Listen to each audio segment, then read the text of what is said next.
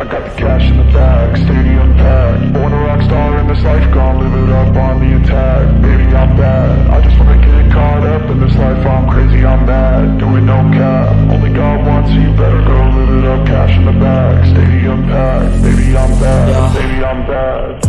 I just wanna stay bad, stay mad. Chip on my shoulder cause they treat me like an outcast.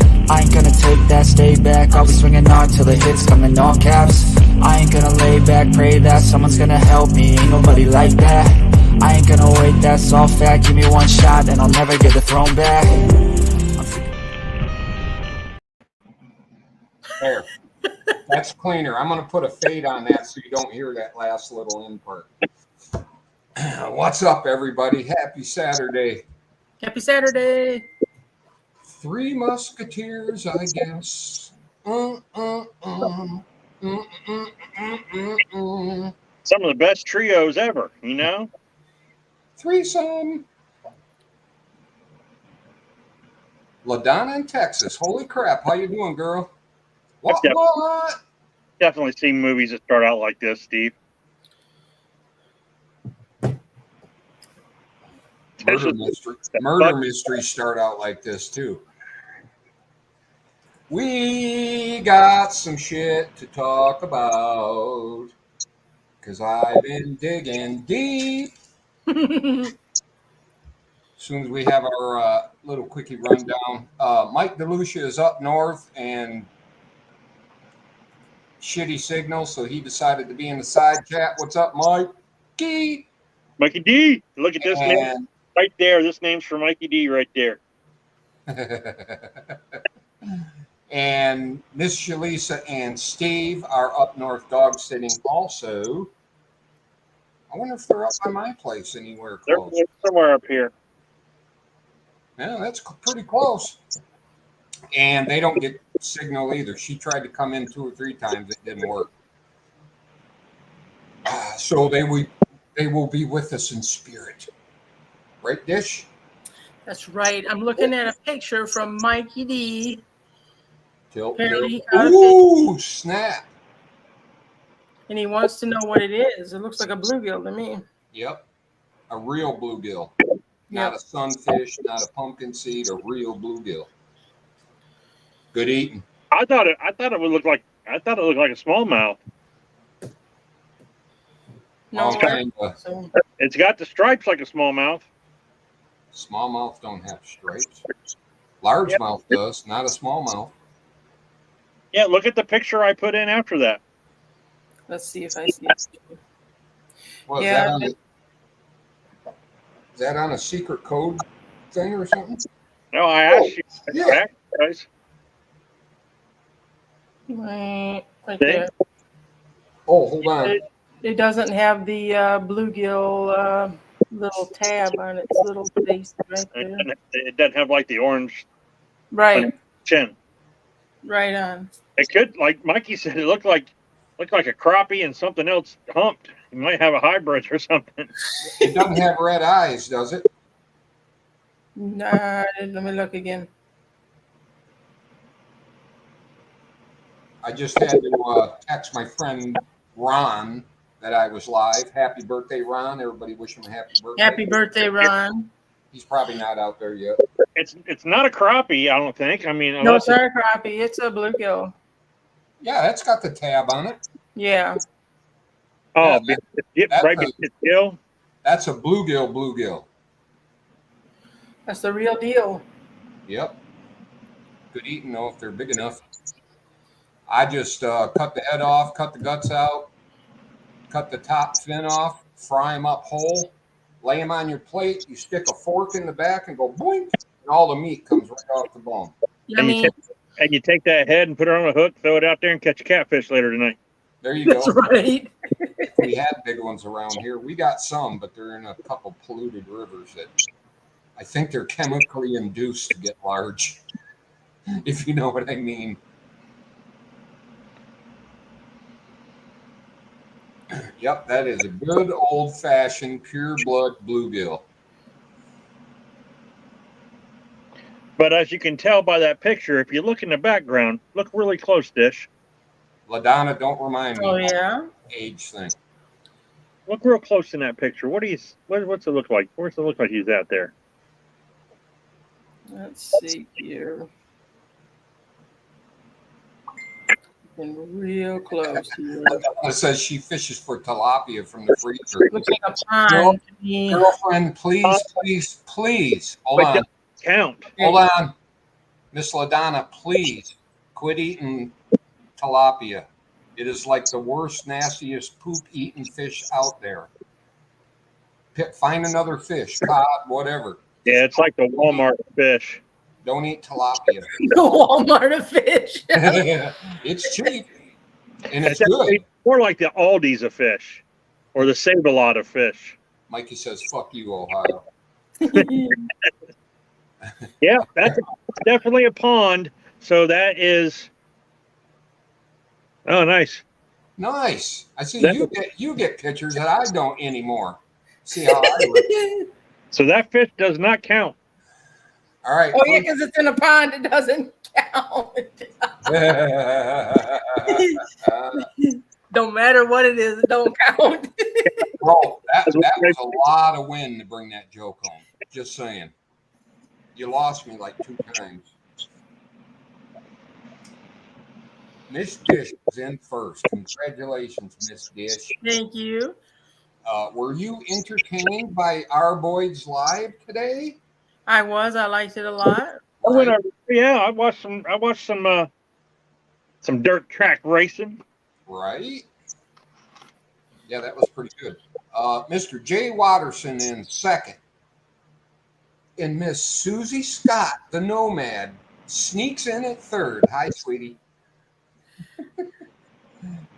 You did say third. Oh, she tried to outdo Jay Watt. I see. She said second.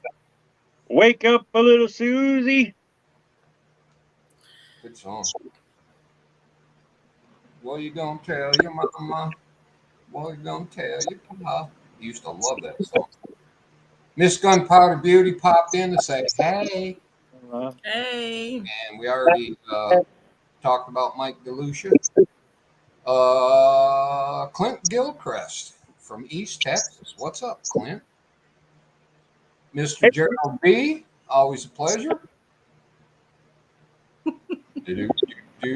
SKS Hugo, he was also on Boyd's live stream enjoying the race. Yeah. Mike was over there. Was fun. Miss LaDonna in Texas, been a long time. Trevor Fillmore, what's happening?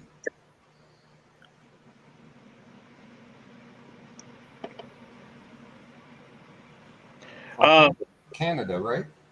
Up there in the Canadians? Yeah, it has been a minute. Been a minute since I come over and watched some of your videos, damn it. The new guy that popped in last week, SD, what was it? SD Oh, Mountain Man. Mountain Man. Yeah, SD Mountain. Did anybody see his video today that he put, or Friday?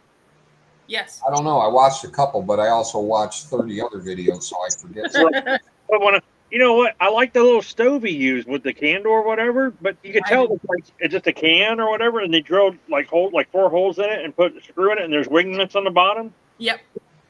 That I've was never cool. seen one before. I might be totally like not paying attention to these homemade Right. stuff that people are making, but that's a simple one that looks like I could probably do that with only like maybe a few stitches or something. Give me a minute. We have a special guest, Michigan Carol S. She says, hi, new here. Well, you are Hey there. very welcome, Carol. Nice to see you. Oh, but you got to tell us where you're at. Yeah, right?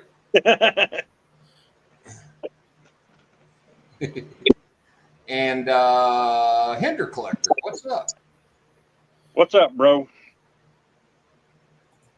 Scoob. Collector, I put up a short today.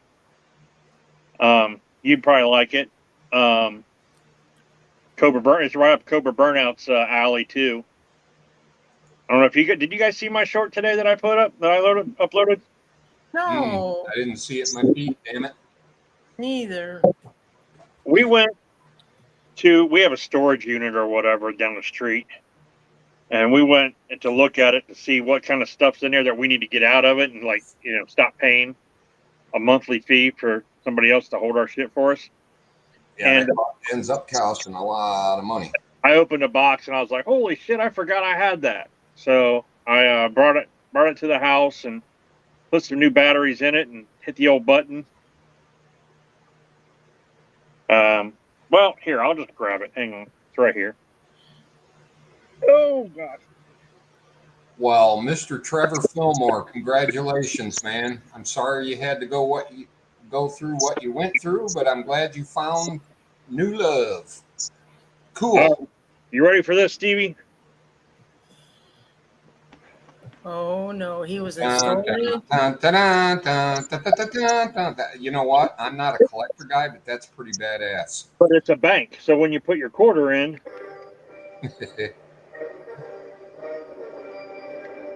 Sweet.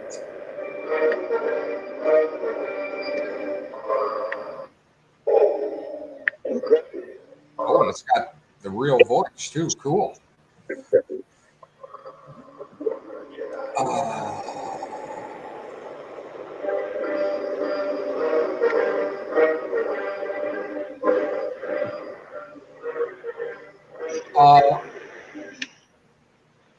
I can't help it, but I'm calling you Miss Michigan Carol S.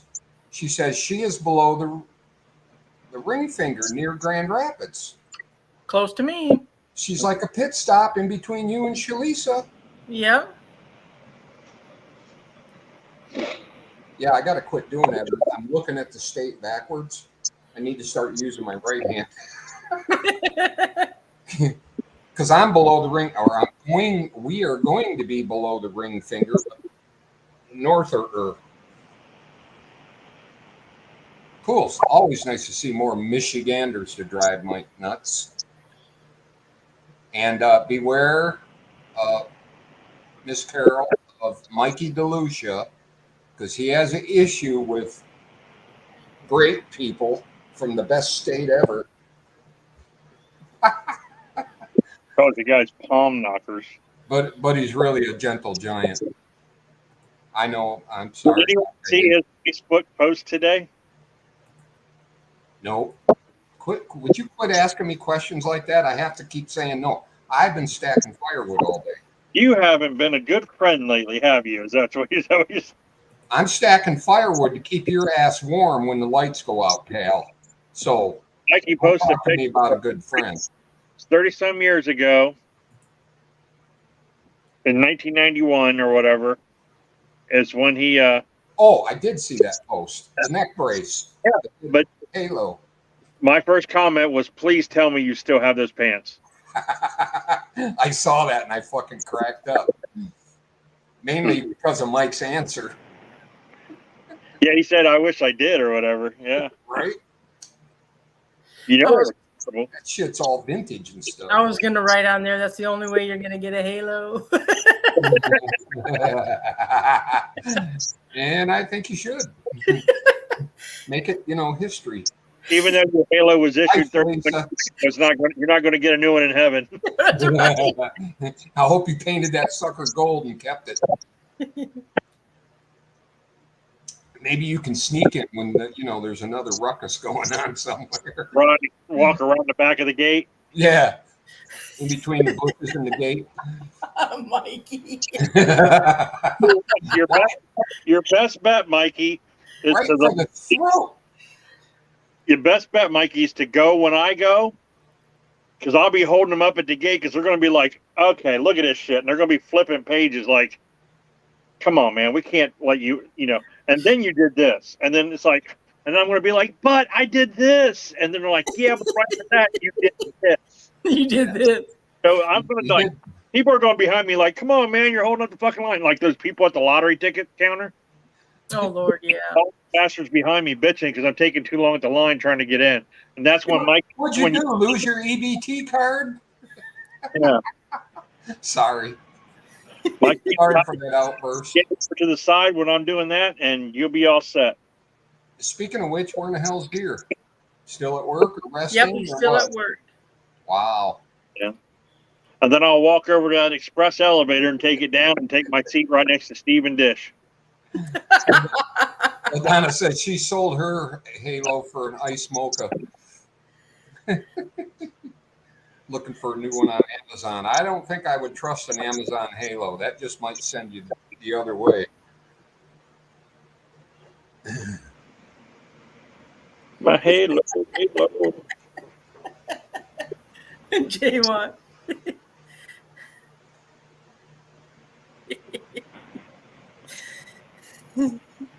Well, my friend Ron didn't text me back, so I don't know if he's out there or not. Oh, Shalisa did send me a picture. Now I don't feel tainted. Hey, Oh, she sent me 2 pictures. Hot damn. Steve, if I get a hold of my one buddy, if he wants to come up, would that be okay? Yeah. Okay. Is he an asshole? Like total asshole? He actually does. He's big on ham radio and stuff. I thought maybe he'd be kind of cool to have on one night.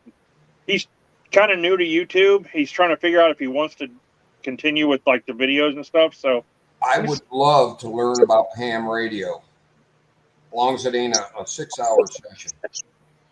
let me just see. And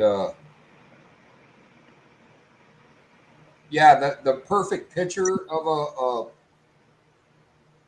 bass does have stripes, technically, but you catch them in the wild and they don't. A lot of them got that like brown tint to them.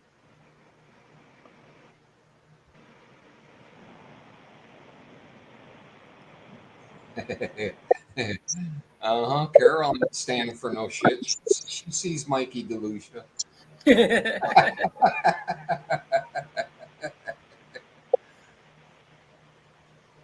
Ooh, cribbage.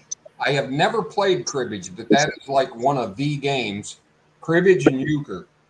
Oh, yeah. Especially for camping. Wait a minute. Cribbage, euchre, spades. Can we still call it spades? I don't know. We might have to change that name. Oh, to hearts. Yeah. Call it hearts. We used to play euchre a lot, and then rummy. You ever play? We used to play rummy. You know, I was taking the train from New Orleans up here and back when I was living down there. When you say you were taking a train, you got to not pause. You have to. That was before that was in vogue. When I mounted the train, is that better or no?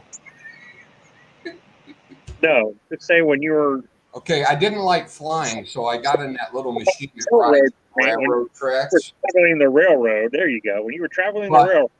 Euchre is the international, or not international. It is the card game of riding a train. Everybody plays it. I did not know that. Yeah, I didn't either until I seen it. Yeah, I've never had a train ran on me, so I don't know. Everybody was in the bar car playing euchre, and they were from all over, the U.S., but they all knew euchre. That was like the train card game. It was kind of cool.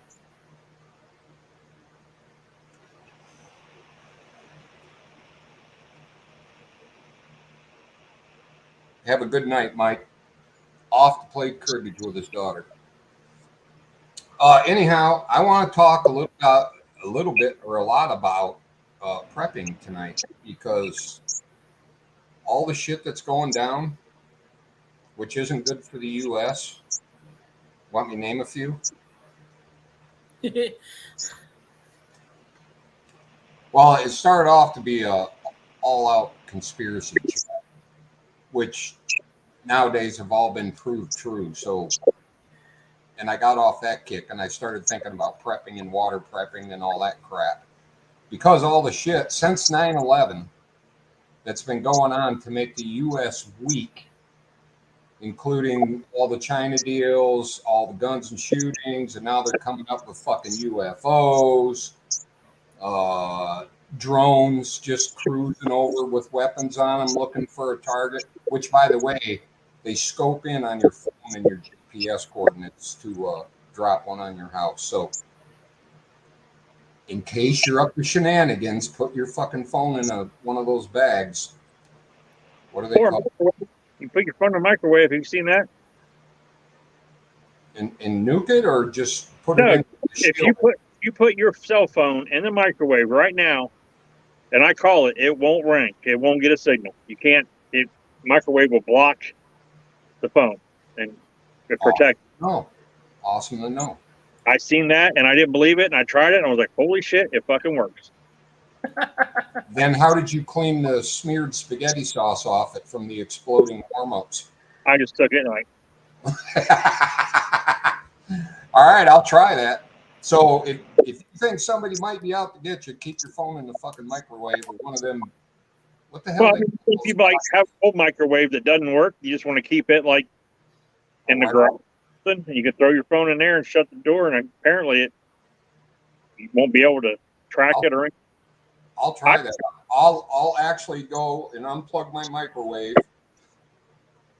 and I'll have you send me a text or ring my phone and see if it works or not. That's cool. That's fine. We can try it. We'll do a live trial of it and see if it works. Right on. Um, Also, I've been looking up, drones, our whole border thing.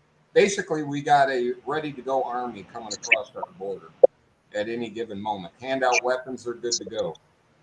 All the weird fucking weather in the chemtrails, fucking with people's plants. Gardens aren't growing for shit. The plants will grow, but they're not putting out fruit. How they're trying to get rid of the oil to make us more dependent on electricity, where they can just shut you off with a flick of the switch at any time. can I throw something in real quick? Yep. Have you guys noticed like the media pushing for like the draft, talking about how low the volunteer military is, and how with Yeah, the thing absolutely. in Ukraine and Poland and all that stuff? And But you know what? When you're kicking people out of the fucking military because they don't want to get a vaccine. experimental shot in their arm, suck it up, Buttercup. But Biden just brought all our reserve soldiers into active duty. Right. And now they're like if you go to like military.com, which is like a military news, I don't know who runs that, if it's officially or if it's just people that used to be in the military or something. They're really pushing for a draft. Yeah. And I'm sorry, but I have a hard time supporting that. I do not want my sons, who are both one's at draft age now, over to fucking Ukraine to fight some bullshit war because Joe Biden wants to get rich on the side. All it is a money-making scheme. All the money they say that they're sending to Ukraine, there's no money leaving the U.S. It all goes to the companies to make bullets to sell to give to the Ukraine at an extraordinary high price. You know, the $200 hammers and all that shit. That's the whole military bullshit. I watched a guy the other day, and he said as much money as we've given to Ukraine for this war in the past 1 year, to put it in perspective, is, if you think about it, it's $100,000 a day from 31 BC until current year. Yeah. That's a lot of money. Clint, right on the money, brother. Right on the money. Nobody wants to join the military because they know it's not about freedom anymore. It's about bullshit. They're trying to get us all on the power grid with electric cars and trying to ban gas stoves and all that bullshit. It's all about control. They practice their control with the COVID bullshit, which worked. Funny how all the food factories, you know, the bologna factories and bullshit like that are just suddenly blowing up. That's very odd. And all the chickens are dying and getting exploded. Yeah, all the cattle and chickens are dying out. So it sounds to me like they're trying to set up a big fucking food shortage. And then there's like small cities and small towns are putting out ordinances or whatever where you have to have permits to own chickens now. Yeah, which is bullshit. They want you to register your gardens. They're trying to enforce that like 15-mile rule or something, where you can only go to a store that's within 15 miles of your home. Dude, there's like cities and villages around here that's illegal to collect rainwater. Yeah, California, big time. The whole China bullshit. And then the biggest thing of all is all the evidence coming out now, which is true, against the Biden family, the Obama family, the Clinton family. I was thinking today, do you think when it's time to pay the piper, they're just going to hold out their arms and say, cuff me and take me to prison?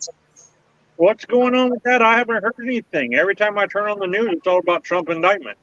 Right. Yeah, of course, which he is indicted once again over bullshit. That's That aliens. indicted over freedom of speech. But I have a sneaky suspicion we better prep up now, because me personally, I have been through a hurricane warning. It wasn't even a fucking hurricane. Hurricane warning. I said, you know what? I'll go tomorrow morning when the crowd's coming, get groceries and shit. None left. 12 hours. I could not even find a battery, a bottle of water, or a can of fucking tuna. Nothing. One 12-hour overnight day. Because I think I went to the store about 10 o'clock the next morning, and the fucking shelves were gone. Oh, and there's a rice shortage too because India. Have you heard about that? What's up with India? India is one of the biggest rice exporters, and they passed something over in India where they won't export rice anymore, or something like that. Lovely. Redneck Prepper, what's up? Welcome. It's like the United States or something. I don't know. Yeah, spooky. Plus the whole war thing with Russia and this, that, and the other. So I have a feeling, just get some simple shit. 50-pound bag of rice, whatever. Shalisa, you and Steve pick up a 50-pound bag of rice, bring it over to my house. We'll sit around all day and vacuum seal it. You know, in 2-pound Right. bags or whatever. That invitation's open to anybody who's close to me. Water, and I looked that up today. 8 drops of 6%. Of course, do yourself a favor and use unscented bleach. 8 drops per gallon. But then you got to like shake it up and aerate it, and you pour it in the made-for-water container. Food safe. Don't buy old used shit. They're not that expensive on Amazon. You could buy like one every 2 months. You know, get a 5-gallon jug. You can afford that. And aerate, shake it up real good and aerate your water. Let it sit there for a while till all the bubbles and foam and shit go away, and put the top on, get it out of the sunlight, and you should be good to go. We're talking tap water? With tap water out of most cities, if that's all you have to store, there's usually enough bleach in it already to preserve it halfway to forever. And So what are you talking about? unless you live in Flint. You have to get water from a pond or a river or something? Is that what you're talking about? No, I'm talking about well water. Well water. They highly recommend that you do not get river water from a river, pond, or lake unless it's an emergency, because there's so much bacteria already in it. And the worst part is, especially in Ohio, it can be contaminated with all kinds of chemicals and shit. Okay, we one fucking train wreck and no one will let us forget about it. Dude, they've been beating us down about Flint for 20 years. Yeah. So if I did need to get water from a public source like a pond or something like that, would you say it could be safe if you boiled that water and then put the 8 drops in per gallon per said water? I would boil it, then filter it, then put your drops of bleach in it. And Amazon does sell a water preservative that's guaranteed for 5 years. It comes in a little thing for like $5. It does like 5 gallons of water. It might be for a 50-gallon drum. I do have some tablets that Coleman makes. Clint. There's there's 2 little bottles, and you add 1 tablet to so many gallons or what, and then once that dissolves or whatever and sits for so long, then you put the other tablet in or something. Yeah, you can also use hydrogen peroxide. That's like 6 drops of, I think they said like 2% or 3% hydrogen peroxide per gallon. But it's important to use a clean container, clean out with a little bleach and water, hit all surfaces and then dump it out and let it dry upside down. Then put your good water in there after you bleach it, 8 drops per gallon of 6%. And you don't want water tasting like lilacs, so get unscented bleach. That would suck, but it's still drinkable. And let it set and let it fumigate for a while, and the bleach smell will go out of it. It will gas off. Then you cap it tight and put it out of a dark, cool place is the best, but anything out of the sun, because the sun will cause bacteria to grow faster.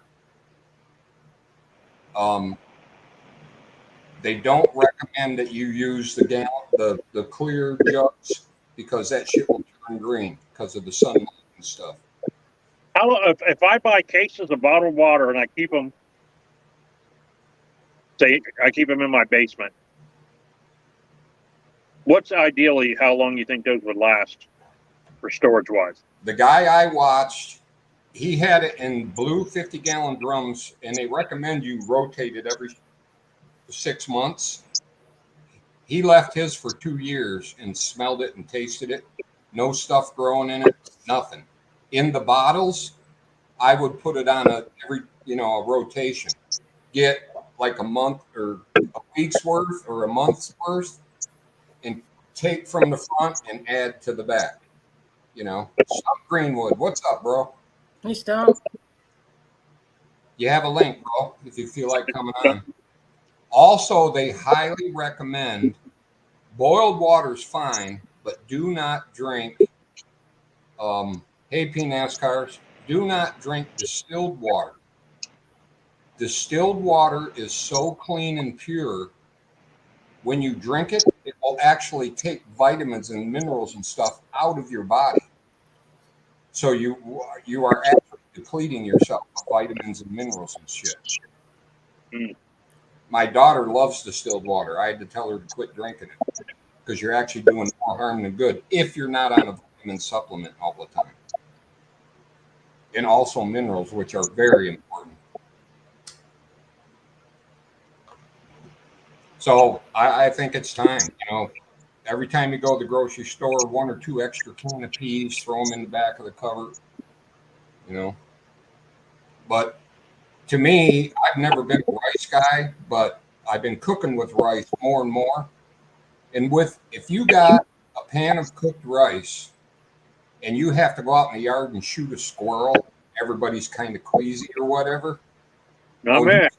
Here's something else I would recommend. Those little packets of powdered brown gravy from McCormick or whatever? I'd get 15, 20 of those and throw them in the cupboard, because if you take a squirrel or an alley cat, cook it where nobody can see it, shred it up, put that brown gravy on it, throw in a can of peas, and dump it over rice, they're not going to know one thing from the other or what they're eating.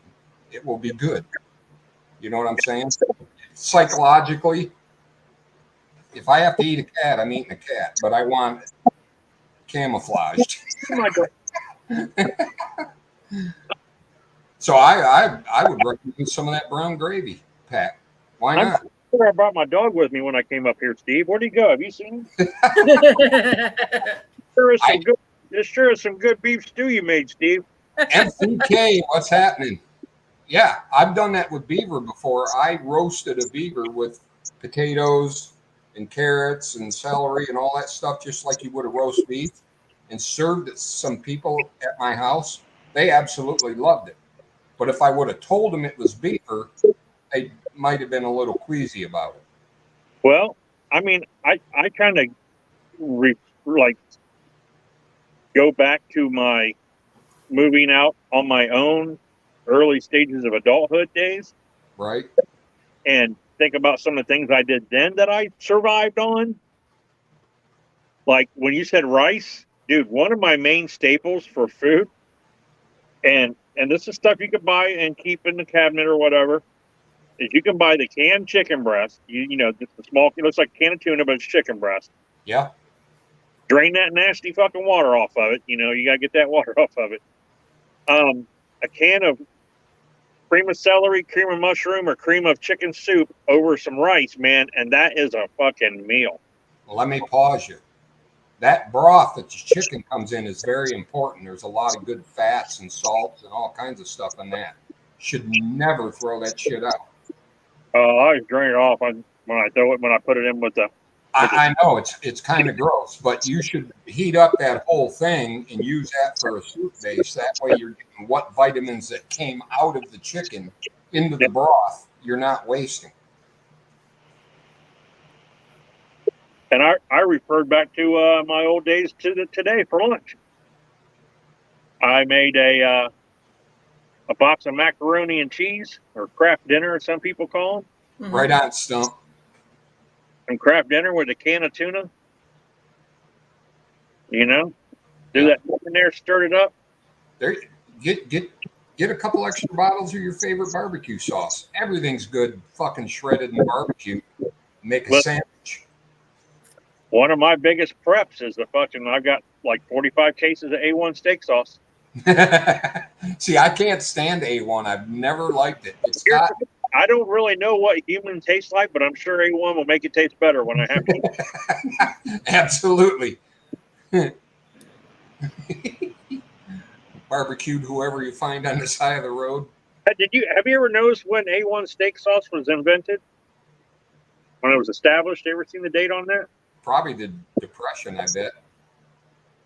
No, it's like 18 something, like right during the Civil War. Right in the middle of the Civil War, someone was like, "What do we need?" Right. Oh, there you go. And a lot of spices. Hey, Fuzz Fork 8, I'll make you that video, bro. He wants to see me coughing up a hairball. But even like shitty fish tastes better with like Lowry seasoned salt on it, you know? Right. Yeah, or some Danos.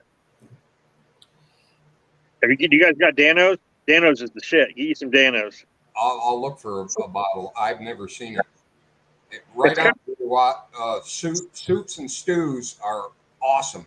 Like Danos is like the Ohio Bay stuff that Mikey has or whatever. It's like it's Ohio's version of Old Bay. Old Bay, yeah.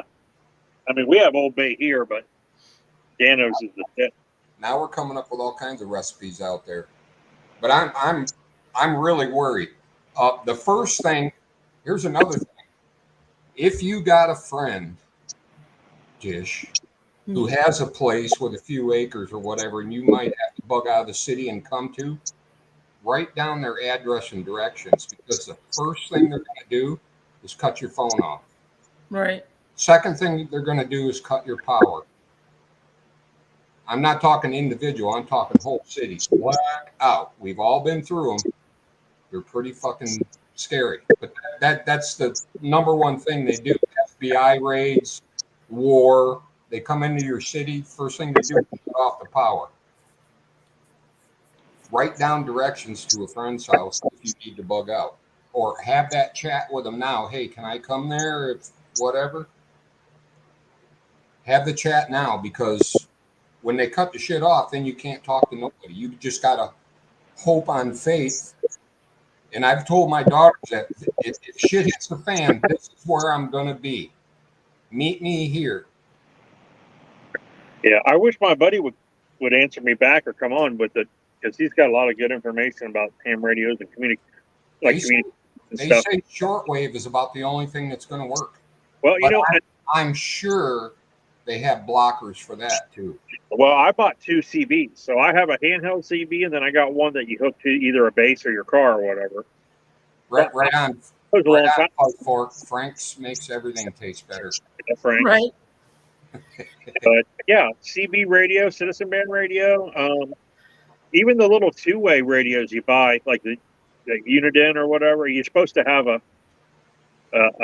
what is it, FCC or whatever. You're supposed to have a permit form or whatever. But I know Nobody has those fucking I things. used CB when I was a kid, and you were supposed to have a license and all that shit back then, and nobody ever came knocking on my door, and I was on it all the time. Well, yeah, CB though, it's a citizen's ban. You're allowed to use those, but I'm talking like No. the Back in my day when they first got huge, you were supposed to be licensed. oh, were you? Yeah. It wasn't licensed. You were supposed to have your name registered Oh, with your call. the state or whatever. Yeah. Man, where the hell are they going? Right on, Fuzz Fork runners. Have a 5-gallon gas can full of gas in your backyard. Yeah, these little things right here. Right on. I mean, they got 22 channels, and you know, if you buy some, and I buy some, and just buy some, they're going to work. You know what I mean? It's not like they're, you know, individually on different things. If we switch 7, I'll look up with them to see how hard they are to block communications with those. They may be very simple to block. but they're really only good out to about a half a mile or so. Yeah. In a clear zone. Well, you know what we used them for? We used them at Disney. Oh, cool. So, you know, we'd be like, you know, bleep, hey, Mom, where you at? You know, oh, I'm over by fucking big water slide or whatever. Okay, just stay there. We'll be there in a minute, you know? Right. And they're tiny enough they fit in your pocket. Nobody knows you have it, really. Right on, LaDonna. Yeah. But, you know, Frank's Red Hot is a great one. You could take boiled rice and put Frank's on it and eat it. Right. It would make it edible. Or soy sauce for Ohio. He loves that stuff. I hate soy sauce. I remember you saying that. Liquid salt. I can't stand it. Liquid salt. It is if you overdo it, man. It drops. That's it. The one I don't like is teriyaki. Oh. Oh, sure. Not a big fan. Flavor. If you just use a little bit on some chicken or something, Right. like you know, I like the sesame chicken too. I mean, Oh, yeah. Now we're talking sesame chicken. now we're talking. Right on, Prepper. I just thought of something else that's. Oh, I think this is a must for every household. A fucking pellet gun. Oh, yeah. There you go. I had a noise here. What would you say? A what? A pellet gun. Oh yeah, absolutely. Quiet, easy to use, simple. Technically, if you have a bicycle, you can knock some ball bearings out of there and actually shoot a ball bearing out of a pellet gun if you run out of ammo. And if it's a little bit too small, you can wrap it with damp toilet paper and then jam it down the barrel. Don't get a spring shot one, get an air powered. Well, it depends.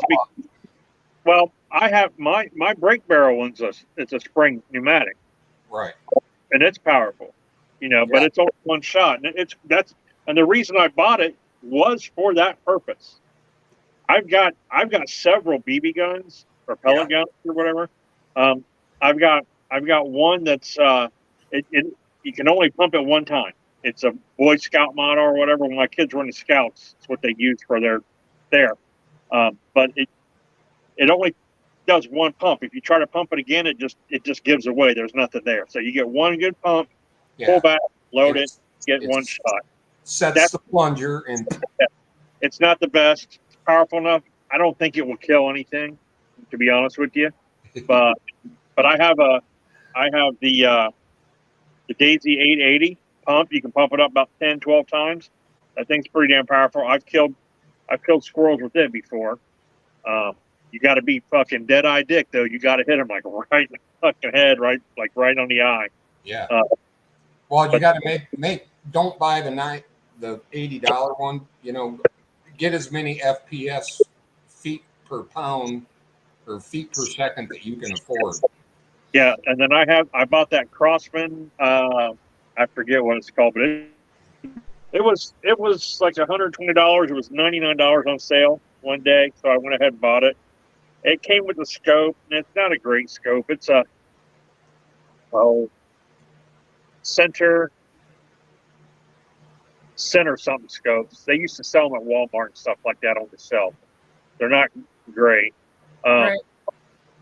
But I did a lot of research on them, and it's like it all depends on where you mount that scope at and where you put your rings on how that scope will perform on that pellet gun because of the large spring that's boom, the pneumatic spring. Right on. Gerald B, 22s are great, but they're noisy.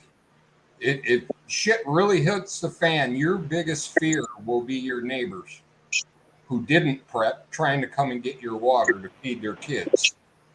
But what I do recommend on 22s, though, I recommend everybody have one.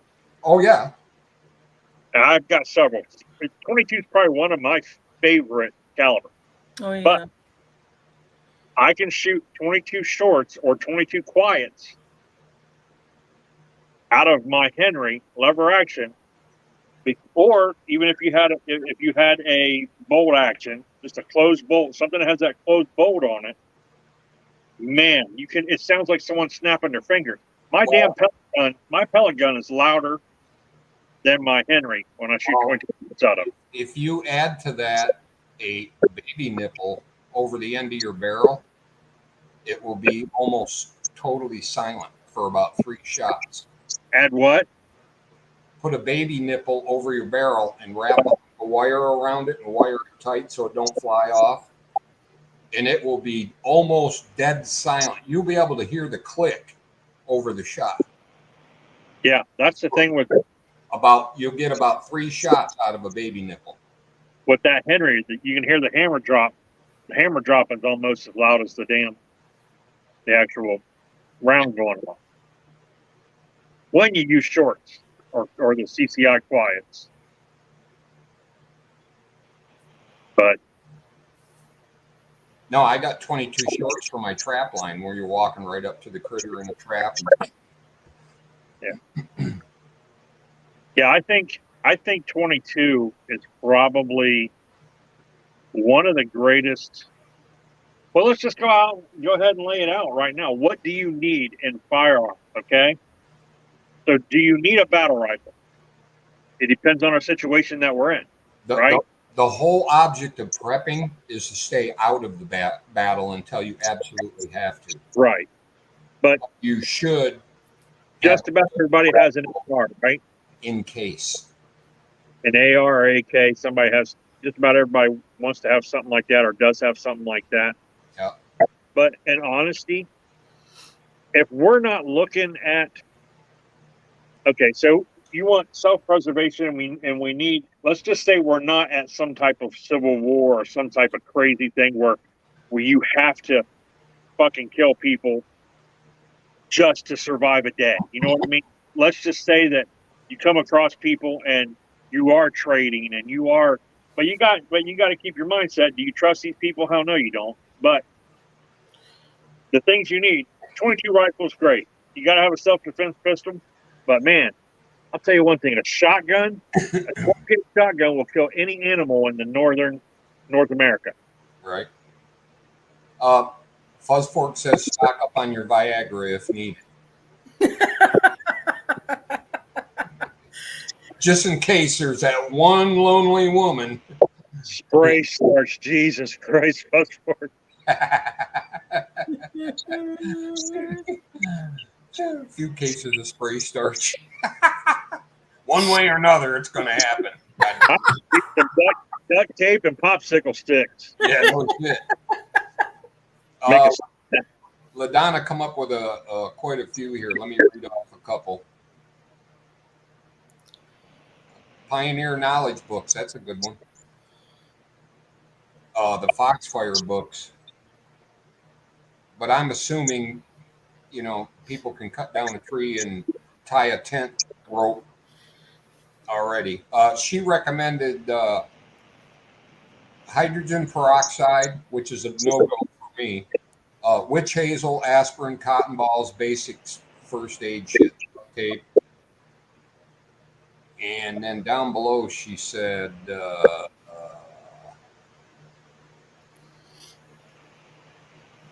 "Hi, Susie. Where in the hell's your other company?" And I just seen it.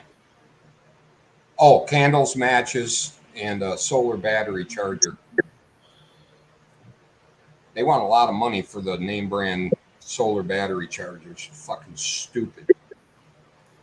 And I've heard some pretty good reviews on the 100-watt ones from Harbor Freight, as long as you have a battery to store the power in. But I heard they put out pretty good, and you need a converter. And I have one, and I was going to get it out, but I think it's packed away right now. But this is I just pulled one up on my phone. Here's a great book to have. Ranger Handbook. Absolutely, you can pick one of these up at Amazon or whatever. I think they're about $13 or so, $15.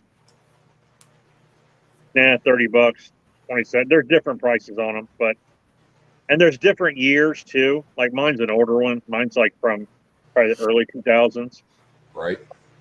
But oh, very good one, J. Watt. Tea tree. That's been an antiseptic since the Civil War. That stuff works miracles on cuts. Yeah. And all kinds of other stuff. Clear your sinuses with it. It prevents your sinus, a cold from turning into a sinus infection. If you put it in like 10 drops in steam water and breathe the steam, it will stop a regular cold from turning into a big old because infection is going to kill a lot of people. Buzzford says he carries a pair of vice grips for pulling out gold teeth. But you know what? Let's talk about that for a second. I know.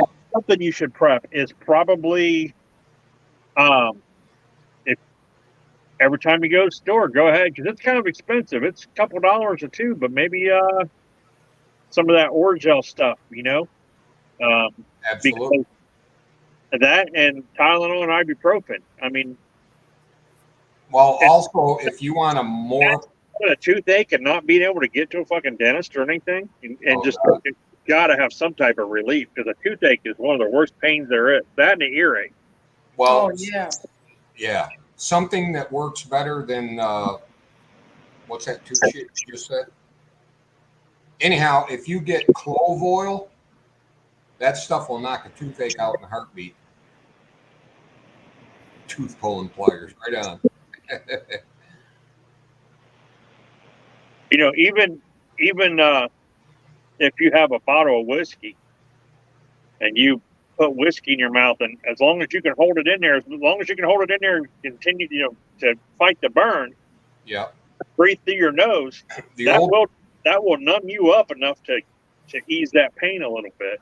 The good old-fashioned Listerine with the alcohol in it, the Cool Blue has alcohol. That shit will get rid of infection in your mouth like nobody's business. I love that stuff. Yeah, and I'll tell you what, I got an ear infection one time, and it was so painful. And then it put me on a path. And the weirdest thing was, I went and got my hair cut, and when they used the hair dryer, they blew the hair down in my ear, and it actually stuck in my eardrum, and that's what caused it to get infected. You're the second person I've heard that from. A buddy of mine went through hell at work, and that's what it was. A hair that they didn't close his ear when they blew him off. Yeah, a hair went in there and caused. When I go get my hair cut now, I tell a lady, I get the same lady cuts my hair all the time, so she knows now. But the first time I did, I was like, hey, no offense to you, but I'm putting, I put earplugs or cotton balls or something in my ears while she's cutting my hair. That way they don't blow.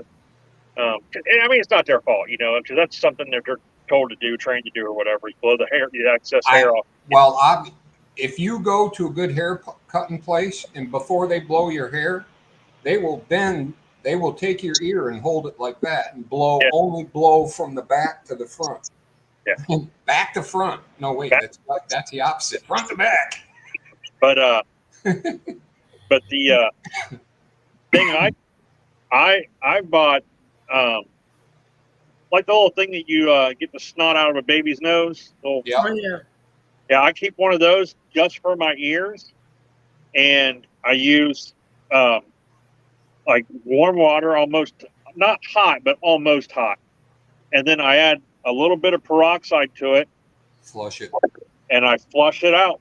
Once a week, I do that, and I haven't had an ear infection since. And I keep my ears as clean as possible, because after having one earache that bad, you don't want another one. I mean, Right. They're horrible.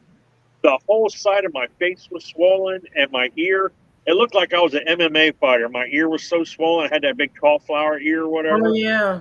and I couldn't hear out of it. And my eyes shut. I mean, there was so much like swelling and infection on down there. In other words, you're trying to tell us you waited too long to go to the doctor. Actually, no.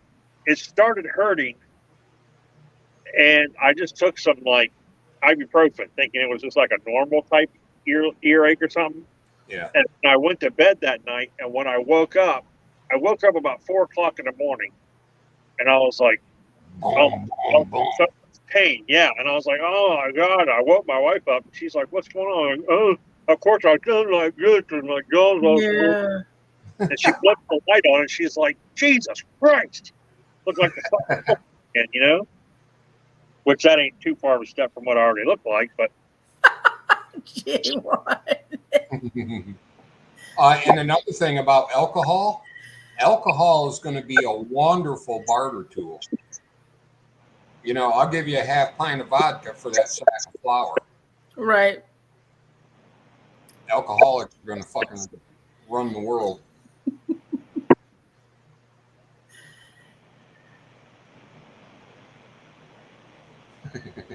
I don't know, man. I figured that the human race survived thousands of years, you know.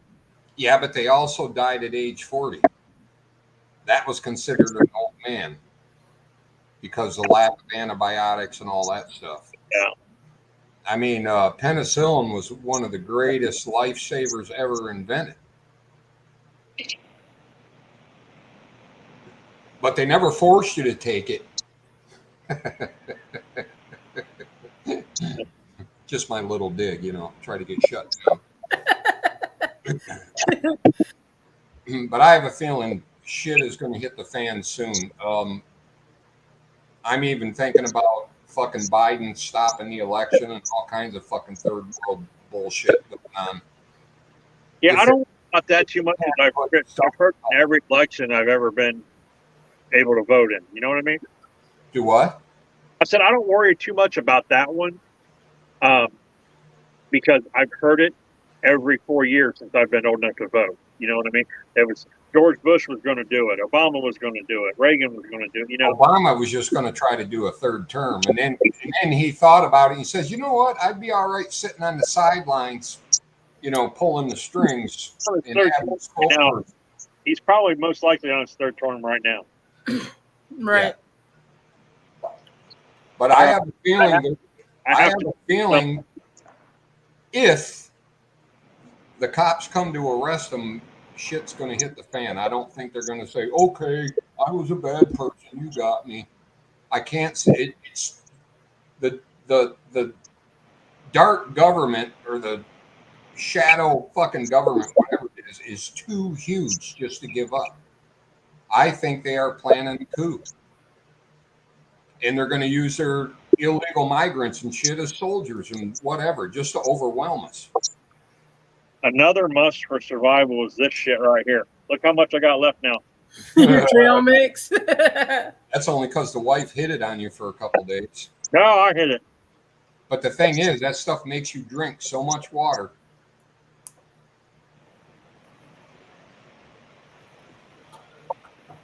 Yikes. Right on, LaDonna. Yeah, my biggest worry is dental shit. I got to get my shit fixed. But if you stay on a good routine, usually nothing gets bad. Right now, with shit being like this, and if you really think things are going to go bad, you might want to check with your dentist or whatever and try to see where you stand on your wisdom teeth. Oh, mine are gone, thank God. Yeah, get them fucking things out, man. Yeah. Hit him up if he's a decent guy. Hit him up for. Yeah, I hear you, LaDonna. That's going to be beyond my biggest downfall. What do you mean, no cigarettes? Fuck this! I'm going to war. Huh? Me and Mikey will be on the front lines, choking and shooting. As long as we don't have to run. I guess we could invade like North Carolina or something and go down there and get our own plants. Yeah, the tobacco. I mean, my grandma used to grow tobacco all the time. I remember hanging up in the. We had she had what they called a pump house. That's where the pump to the well was. Right. Right on, Jay Watt. House, yeah, and then but it was big enough to where they'd hang tobacco in there, and Hey, on Preppy. the wall, my uncle would always hang up his furs and shit to dry out. Skin.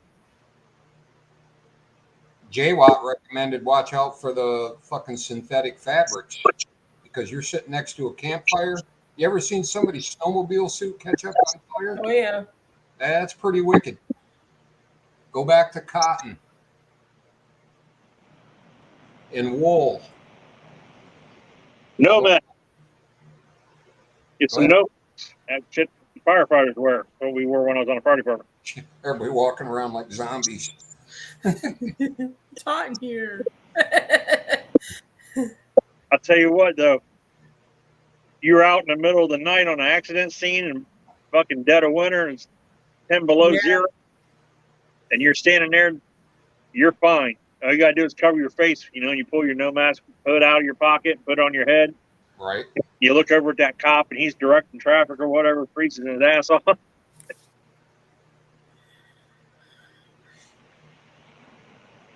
Yeah, I've hardly ever seen a cop with a coat on. I'm sure the body armor warms you some, but when your arms and face are exposed, it will suck the heat out of the rest of your body.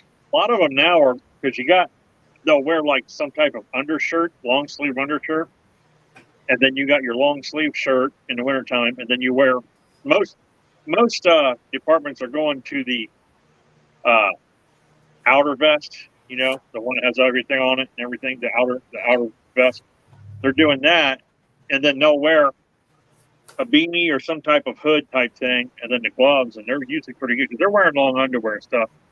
A lot of times you'll see cops drive around in the dead of winter with the fucking windows down because they're burning up there because they're so hot from all the layers they got on. Right on, Jay Watt. But that's one thing I cannot stand. I don't know if I'm allergic to it or what, but the smell of lanolin or unwashed sheep's wool, it feels like it's like getting on me and shit. It's like, That's no good. oh, I can't stand it. Cannot stand it.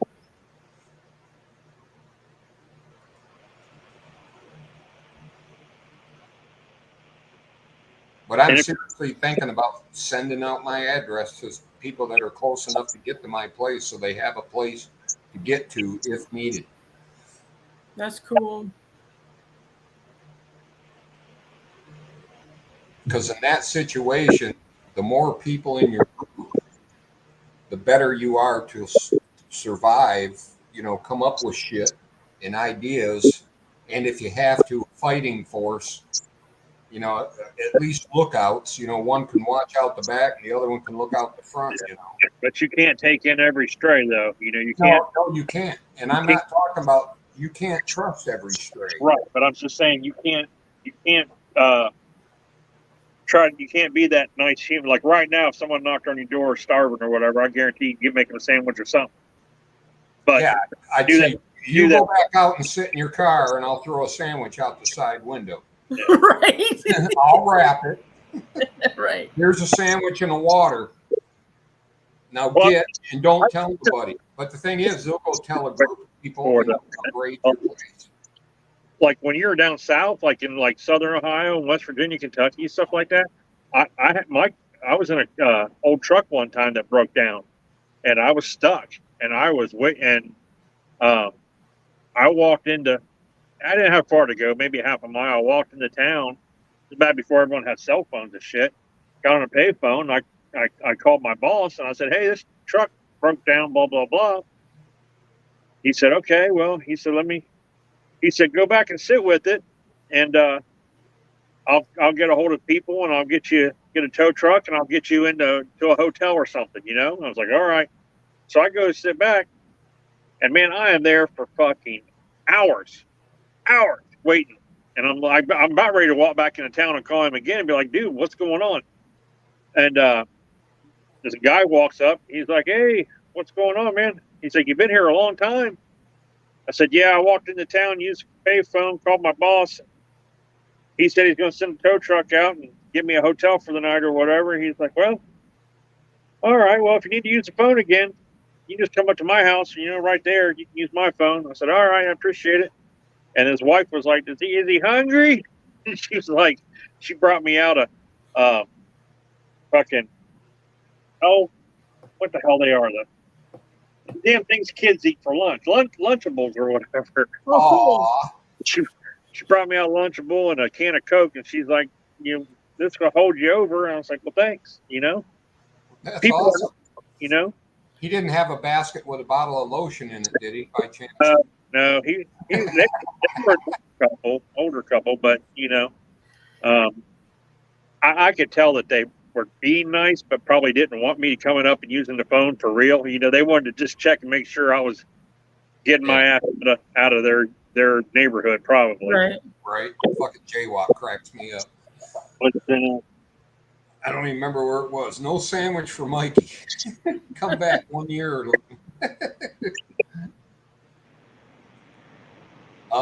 Keep your fishing gear up to date. Simple little shit like that. If you have to, you can walk down to a creek or a pond and find a fish. Right. The wife wanted a taste. Oh, she wanted. Oh, is that what you're saying? She wanted a little bit of the Ohio. Is that what you're saying there, Jay? What? Bring me another one, Pa. That last one was kind of lacking. Listen, there was these three guys sitting at a bar talking about the Guinness Book of World Records, and one said, "Man, I'm pretty damn tall. I think I might be the tallest man in the world."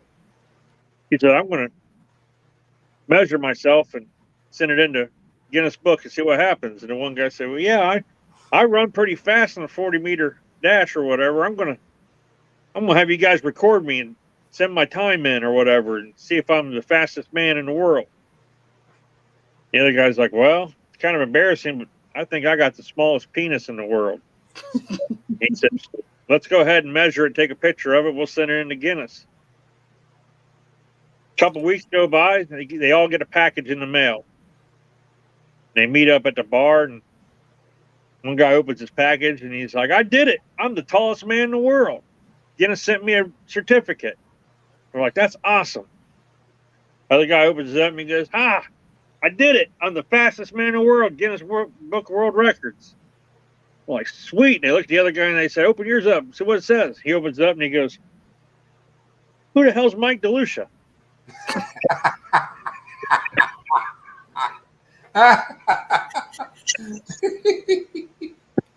Have joke, insert name here. Right.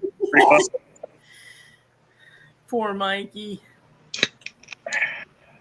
Right on, LaDonna. I let most shit roll off my back. And she also come up with another great one, especially for me. Fucking peanut butter. Peanut butter? Oh, yeah. I can put peanut butter on almost anything. Fucking celery and peanut butter.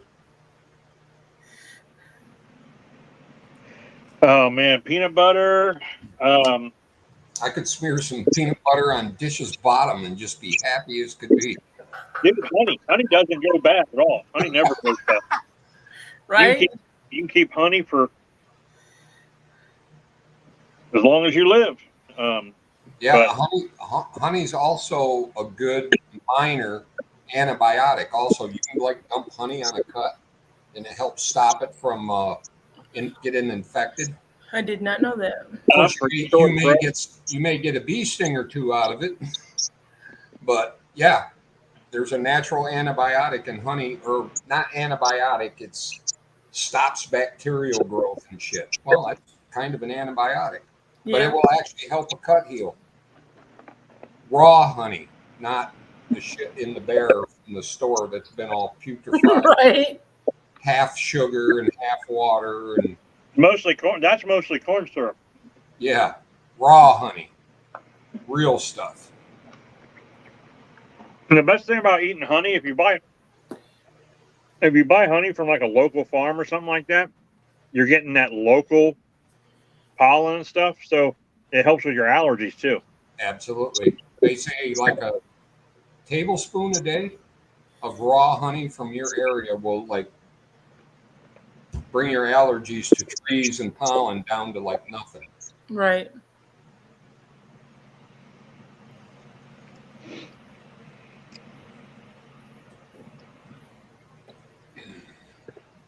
You know, LaDonna, I'm not sure, but I think the fake honey crystallizes. I don't think the real stuff does. The real stuff will crystallize, but all you gotta do is heat it up. Right. That's what she was saying. The fake stuff crystallizes, and you're just fucked. Right. Cut it out of the bottle and lick it. Lick it real good. Have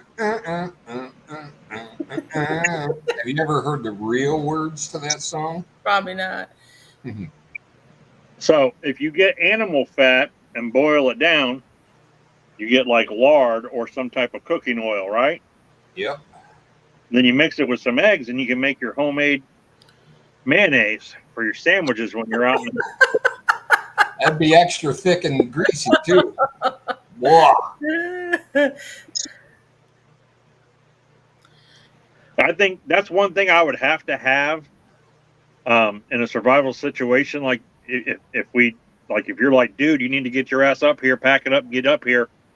I'm like, all right, I'm on my way. I got to have my big fucking thing of mayonnaise and my big thing of mustard so I can make some egg salad sandwiches. You can bring your big jug of mayonnaise, but it's sitting out in the yard, so you better hope it's winter. Yeah. I need my egg salad sandwiches, man. Well, I'll put you a bunk in the outhouse. I'm the only one in the house that will eat them. Nobody else likes that shit. Oh, really? I love egg salad sandwiches. I mix a little mustard in with my mayo, though, when I make them. That's what I'm saying. You got to have mayo and mustard. Yep. Egg salad's good. When somebody, I forget who it was, somebody I used to work with was like, oh, I'm going to make a bunch of egg salad sandwiches tonight. And like, she's going to cut them in like the little triangles, like little finger sandwiches. She's like, because we were having like a Super Bowl party or whatever. And she's like, do you guys like egg salad? And everyone's like, yeah. And everyone's like, oh, hell yeah, that'll work. You know, that'd be a good thing to bring. Little finger sandwiches. Dude, she took the lid off of them and they were all perfectly little triangles and squared and stacked up on the square thing. They had toothpicks in them and they looked perfect. I grabbed one, took a bite of it. No mayonnaise at all. It's just straight ass fucking mustard and egg. I was like, what the fuck? She's like, is there something wrong? I'm like, I said, I think you got too much mustard, not enough mayonnaise. And she's like, mayonnaise and egg salad? I'm like, yeah. And she's like, you don't put mayonnaise in egg salad. And I swear to God, dude, like everybody was like, yes, you do, all at the same time. There you go. Go to Arby's and get them packets of survival mayonnaise. Survival. Clint says back in the day they used to eat lard sandwiches for fat and protein. Wow. That is absolutely true. During the Depression, that kept a lot of people from starving. Dude, lard is not as bad for you as people think it is. No, it was bullshit to get you to buy all the fake shit. Just like they said, butter will kill you. And they're wrong. Margarine is way worse for you. Yeah, I remember going to my grandma's and she had this big like metal, it was a metal can about the size of a 5-gallon bucket that always sat underneath the cabinet underneath the sink. And it was like orange orange and white. It had like stripes on it, or like a sun or something. And it was a thing. It was a fucking thing of lard. It was a metal. It was a metal bucket, but it had like a plastic lid on the top of it. And she would just open that lid and scoop out a big old hunk of lard and throw it in the iron skillet. Start cooking bacon and all kinds of shit with that. You know. Yeah. Right on, prepping. You saying that kind of the lard sandwiches kind of morphed into eating bread and butter with meals? Yeah, bread's always been a filler. And back in the day when bread was made out of better grains, it was all, actually had some nutrition, not fucking Wonder Bread, which is all sugar and starch. Which will give you energy in a pinch, but it's not really good for you. It might be a good idea to start. If you don't have one, invest in a canner. Buy you some mason jars. Yeah. Already did it. You can can your corn, your green beans. I mean, you can can meats and everything, but chunks of victims. Dude, I have a hard time. Have you ever seen someone can a chicken and pull like the whole chicken out of the jar? It's like live birth. Dude, I have a hard time touching raw chicken as it is. I always have. It's been one of my major weaknesses. But I watched a video where this dude reaches in and pulls out this fucking slimy ass chicken out of a goddamn mason jar. And it was on YouTube and I almost puked, dude. It was so I wasn't even, you couldn't smell it or anything. I just imagined that smell and was just like, it smells like cooked chicken. No, chicken. There's no way that smells like cooked chicken because I've opened up canned chicken before and it smells bad. I don't think I would have ate it if it smelled bad. That's where the one you take the whole quart with the chicken in it, put it down in the pot where you can't see it, and then you pull it out. And you get that. Oh God, yeah, that suction noise. And that. And not only did he like put the chicken in the like the little pan or whatever, then he just like flicked and like flicks all this shit off his hand. Oh no, that's terrible. Fucking jelly shit, that gel. Right, yeah. All that is renderings from the bones. That's the shit that makes your stuff rich, like in a roast beef or whatever, that jelly. That's like pure 100% flavor right there. I mean, when I was growing up, long time to get used to that and be able to use it. But if you don't put that jelly in your gravy, you ain't making gravy. Yeah, when I was growing up, my mom, we had a huge fucking garden. We lived out in the country. Redneck prepper. Use mayonnaise for your hemorrhoids. If it don't work, you can always make a sandwich. Oh no. But or better yet, find a buddy who really likes mayonnaise. Maybe he'll clean that off for you. My mom would can. She'd take corn, and sometimes she would just, she would cut it off the cob. Sometimes she would just break it in two and put a couple in a jar of corn on the cob. She'd do it that way, and then she'd do green beans, and she always did cucumbers, made her own pickles. Beans, pickles, I'm trying to think what else. I remember beets. I never did the beets. Right. They did do beets. Oh, canned beets are awesome. Not pickled beets though. Yuck. Oh, dude, every Easter we'd have that big jar of fucking pickled eggs with the pink juice in it with the beets floating around. I hated that. I don't know who the fuck eats. You know who eats that shit? Mike. Mikey does. That's who. He likes everything. Wow, that just came out. Perfect. Yeah. I just remember. Oh, and my mom would can. She would make jam or jelly or jam or whatever. Let me make a quick note because they were talking about canning. Absolutely prepping. Get the canning book because there's a lot of things that aren't commonly known that if you do wrong, you're going to poison your whole family. Yeah. So get an old lady from the South, move her in with you. Yeah, but a lot of them old ladies, some of grandma's tricks and shit are why people die of salmonella. Using an old mayonnaise jar for a canning jar. No thanks. No Now, pickling stuff, you can use it because the vinegar is a preservative. And the acid won't allow the bacteria to grow. Hmm. But as far as regular beans and shit like that, if you're not pressure canning, you're taking a chance. Yeah, my mom she didn't pressure can these, but she would do like banana peppers and like the pickling stuff or whatever. Yeah, the pickling stuff is fine. You can pickle anything in a regular old jar. Yeah, but what she would do is we would eat them, and then you'd have all that juice left over. She just cut up fresh banana peppers and put them in there and put them back in the fridge. Right? Had to let them sit for a few days. Yep. You got a new batch. Yeah. And some slime. But she'd make jam. Just like Mike, when he done with his pickled eggs, he throws some hot dogs in there. Oh, Yeah. no thanks. Get that little ring of sin around the top. Put your arm through to grab your hot Oh, dog. We would go out and pick blackberries and raspberries for Nice, Gerald. days on end, man, and then just bring buckets of that shit up to mom, and mom would make jam out of it. Now, see, a lot of fruits you can can with a hot water bath because the fruits have acid in them. Like berries are very acidy, strawberries are very acidy, and it does pretty good for hot water canning. Basically, acidy stuff does okay. Non-acidy stuff you need to pressure can.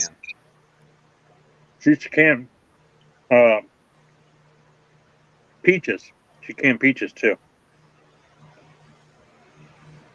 Prepping, I had one of those little single serving Jif peanut butters in the plastic thing with the tin foil.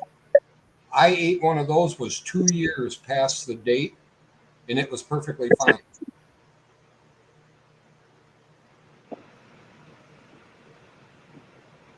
I ate some refried beans from a MRE that was like 5 years outdated. how'd that go? I didn't get sick. Well, It was refried beans. You can't really fuck refried beans up. I mean, Right? Hot sauce. but yeah, it was like we found a MRE and we decided to, go ahead and eat it as a taste test thing or whatever. And about the only thing I wanted, because it had like this chicken. It was like it had like chicken and vegetables, like it was like. Then you had like a packet of refried beans and some tortillas and something else. If anybody's out there's military and knows that one, I guess it's one of the guys' favorites. I think it's like chicken fajitas or something. I don't know, or chicken tacos or something. I don't know which one it was, but a lot of the military guys they say that's one of the better ones to get. It was in my buddy's garage, and he said, "Oh man, I bought these at a gun show like 5 years ago or something like that. Bought a whole case of them." And the beans, like I said, they were fine. cool. I watched a video of a guy eating sea rations and stuff from like World War II. Really? Yeah, they're perfectly fine, Like he ate chili and something else that was all canned back in like the 30s and early 40s during the war. Okay. Right on. Prepping said he just ate a 2021 can of chunky soup and it was okay. I could see it tasting stale because I seen one guy, he had way past the date, like 2 years, 3 years past the date of toothpaste. And he said it worked okay, but it basically tasted like he was eating a cardboard box. So it's like the flavor might not be good, but it's probably going to be fine. And right on gunpowder, you got to make sure all your shit is. My mom used to boil all her lids and stuff to make sure they're sterilized. Lids, boil the jars, everything got boiled before you even started. I remember my mom lay out towels on the kitchen counter, and every time she got them boiling stuff, she would drain it and like set all the lids and all the ring, because you got the lid and then you got the rings. Yeah. Set those out, and then the jars would be set out and everything. And they got reusable lids now, but I've heard some iffy kind of stuff about them. And make sure they're name brand lids, because I've also heard iffy stuff about the off brand not sealing properly and not having the right rubber and stuff on it. Why? I mean, really, why? The shit's not that expensive. Is there some off brand out there that's a lot cheaper than Ball? Because Ball's pretty much, it's cheap. You know what I mean? Yeah, That's like a brand, you know? There's some knockoff brands out there on Amazon and shit. People been, they're cheap, and people been trying them and have had some pretty bad luck with them sealing. And they're actually saying, "Don't buy this brand." But they were an off brand. And right on, Clint, you got to use common sense. You might have to dig deep, because a lot of it's been beat out of our heads, but your phone is your life. I remember my mom she had 4 of them, and they would all be going at the same time. But they were the big kettles, and they were like black, and they had that stone look to them, like the old enamel light. Yeah, that's hot water bath. Yeah, the black. It was like black and with the white speckles all over it. Yeah. It had a thing that you held on to. You put all the jars in it, and you set it down in there. Yep. Yeah. She'd have 4 of those going in the kitchen. And I just remember, because we didn't have air conditioning back then when I was a kid. Oh, my God. And I remember that kitchen being hot as hell. Oh, yeah.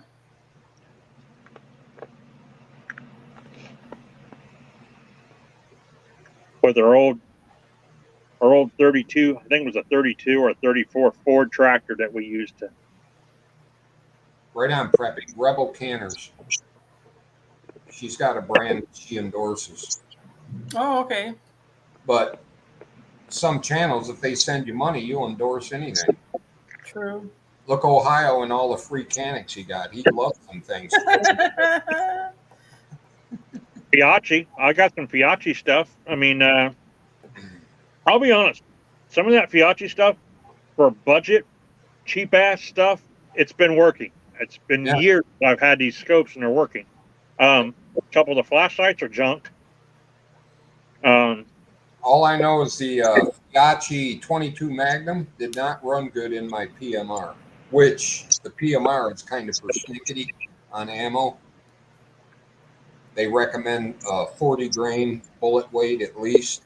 Fiocchi ammo? Yeah. Oh, that's right. Different company. Yeah. My mispronunciation. And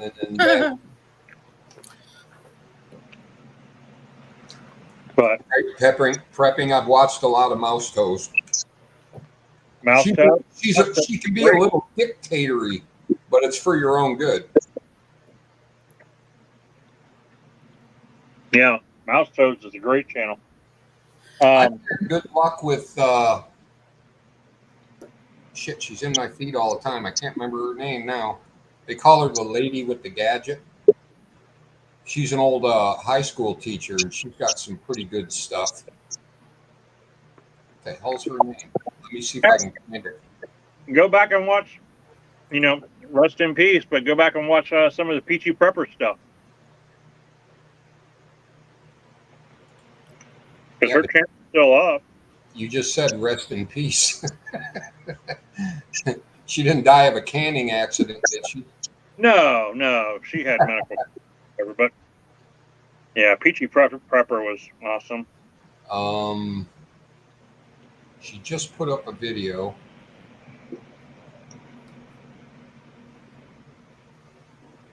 Dude, we used to sit on chats with Peachy and Mouse Toes and Gear and sit and talk all fucking night about canning food and vegetables.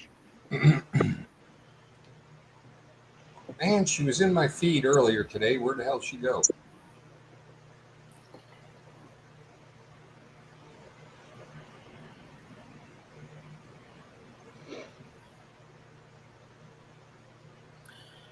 At the end of the chat, Steve, do you care if I open the box from Shalisa?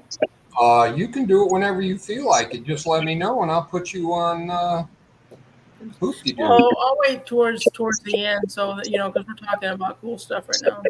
Okay. Yeah, just remind me because I won't remember. All right. I'm old and all that shit. I can't even find this person. Here she is, Rose Red Homestead. And I kind of like her too. She's like real mellow and no nonsense. And Rose Red Homestead. I forgot about Oily. I forgot about her. Yeah. Oily? Yeah. She kind of pooped out on the video since she had COVID and stuff. It's kind of a bummer. Yeah.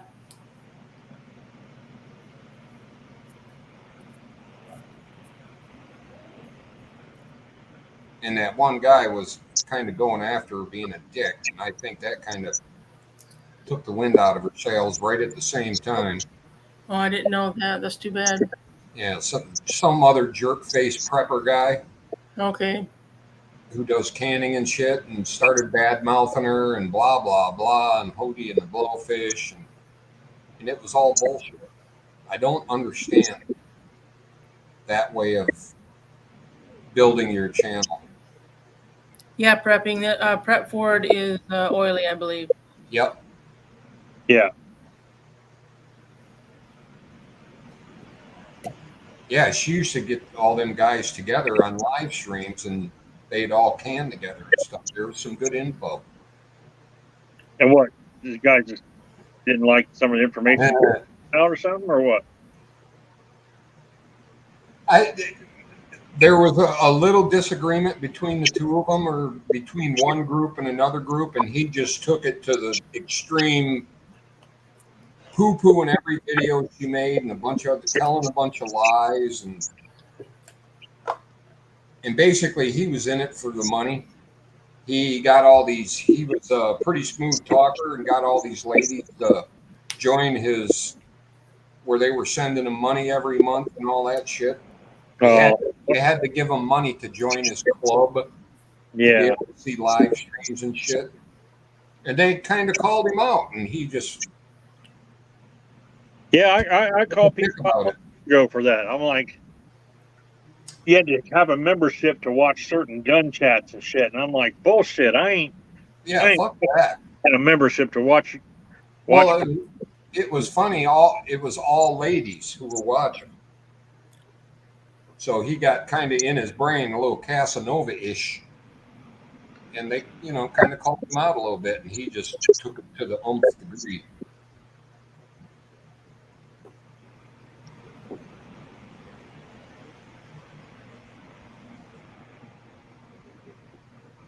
Yeah, right on, Jay Watt.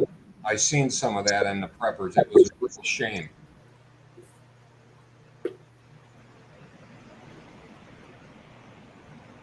I can't remember his name, Redneck Prepper. I know he had a big old beard. There was a guy that I followed. Sexy, low kind of voice. But he hasn't done a video in years. But when I first got on YouTube, he was one of the first people that I subscribed to, and he was like the Buckeye Prepper or something like that. And he lived in Columbus, so he lived in the city, and he did a lot of videos back then. I don't know if he still has them up or whatever, of like prepping and stuff, like being in the city and not being able to, if you're going to have to hunker down and not bug out, that type of videos and stuff like that, and what he was preparing for and everything. And they were really good. I liked his channel. Cool. Why don't you open that stuff while Shalisa's still awake? Oh, that's a good idea. Okay. That way you can get it over with, and you don't have to get all like uptight and nervous about Okay. being the star of the show. Box. The box. What's in the fucking box? I thought you said bah. I about shit my drawers and looked over at the side chat. Let me see. I got some stickers. Keep it Always. you I love no. Should you be showing us that? What that say? It says keep it burning, Dish, and eat a bag of dicks. Everybody's getting bags of dicks, man. She's throwing dicks at everybody like it's nothing. You got some cool stuff here. Look at that. Sweet. I love that one. It looks like a chicken leg. Right? I love the chicken legs too. That needs to go on the back of the door. Oh, here's a little tiny cute piece. You got a flashlight handy? No, I don't. I'm sorry. Shame on you. I thought you was a prepper. Hey, I know. My phone has one on it. Unprepared. Here we go. Here we go. Which We're one down should prepping. There you go. Man, that stuff is so pretty like that. If nobody steals my idea, one of these days I will have a lampshade made out of fat wood. There you go.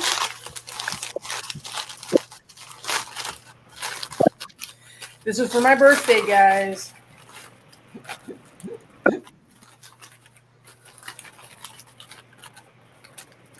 I got newspaper to read afterwards. Oh, look at that. That's cool. Something to wipe your ass with. Oh, is Yeah, it like a honeycomb or honey? and I got a rat too. A cute rat. A very cute rat. Oh, and another rat.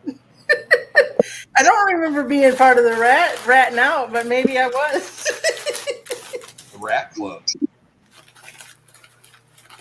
Part of the rat club. That's right. Didn't Mikey get rats? Yep.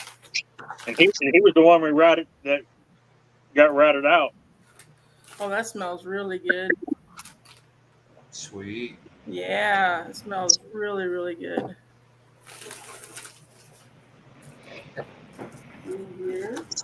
I mean, everyone's getting candles, and I'm starting to think Shalise didn't trust me with open flame. What's he got? Gold? You got it? Oh, you got a gold rib? Oh, Shalisa says for girls, that's the golden butt plug. Okay. Got a minty feeling. And the live stream just took a turn. Yeah.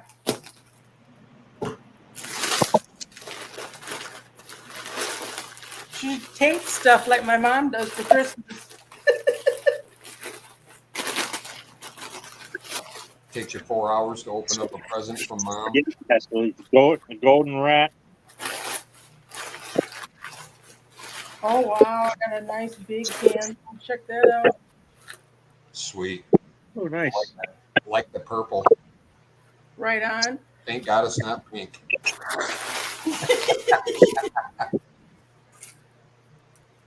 Here's my golden kid.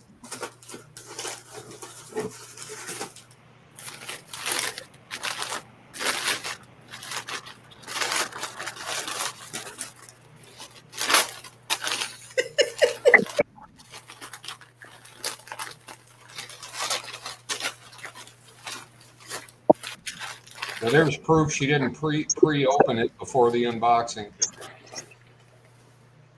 Got another candle. Cool. Put those in your underwear drawer to make them smell pretty all the time. There you go. And water resistant.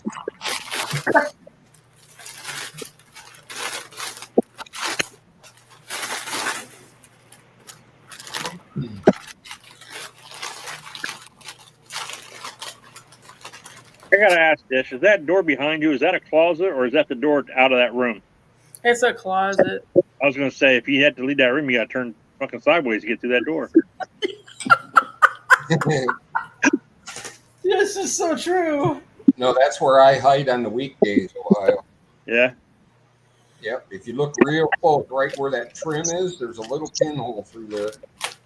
I'm seeing. Is that a fishing pole back there? Yeah, I got 3 of them back there. Whoop, whoop. Let's see what I got. Look at this. Shalisa says happy belated birthdays. Yeah.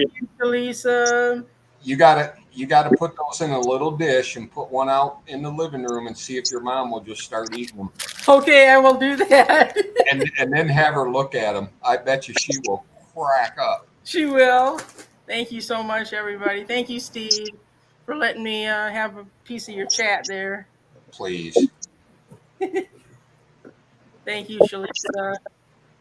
Pretty cool. Thank you, guys. Good people are hard to find, but we That's got a bunch. true. Mayonnaise scented candle.